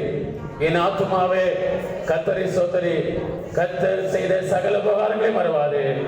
ஆமென். நம்முடைய கர்த்தராகிய இயேசு கிறிஸ்துவின் அன்பு, பிதாவாகிய தேவனுடைய அன்பு, பரிசுத்த ஆவியானவருடைய அன்பு, கர்த்தர் வருகை மட்டும் உங்களோடும் உங்கள் குடும்பத்தோடும் நம்முடைய சபையோடும் சபைகளோடும் என்றென்றைக்கு இருப்பதாக. ஆமென், ஆமென். ஹல்லேலூயா. கர்த்தர் உங்களை ஆசீர்வதிப்பார். வெள்ளிக்கிழமை ஆராதனை காலையில் 5:30 மணி நீங்கள் பார்த்திருப்பீர்கள். அதுபோல 4 மணிக்கு ஞானஸ்நான ஆராதனை, மாலையிலே வாலிபர் சிறுவர் கொண்டாட்டம். மனதில் வைத்துக் கொள்ளுங்கள், ஞாயிற்றுக்கிழமை ஆராதனை ஒரே ஆராதனை தொடர்ந்து இடைவெளி இருக்கும். மாஸ்க் கண்டிப்பாக அணிந்திருக்கணும். குடும்பமாக உட்காருவதற்கு நீங்கள் ஆயத்தமாக வரலாம். பிள்ளைகளுக்கு சின்ன உட்காருவதற்கு ஏதாவது டவல் இருந்தால் கொண்டு வந்து பக்கத்தில் வைத்துக் கொள்வது நல்லது. கர்த்தர் உங்களை இருப்பாராக. தேவன் நம்மை ஆசீர்வதிப்பார்.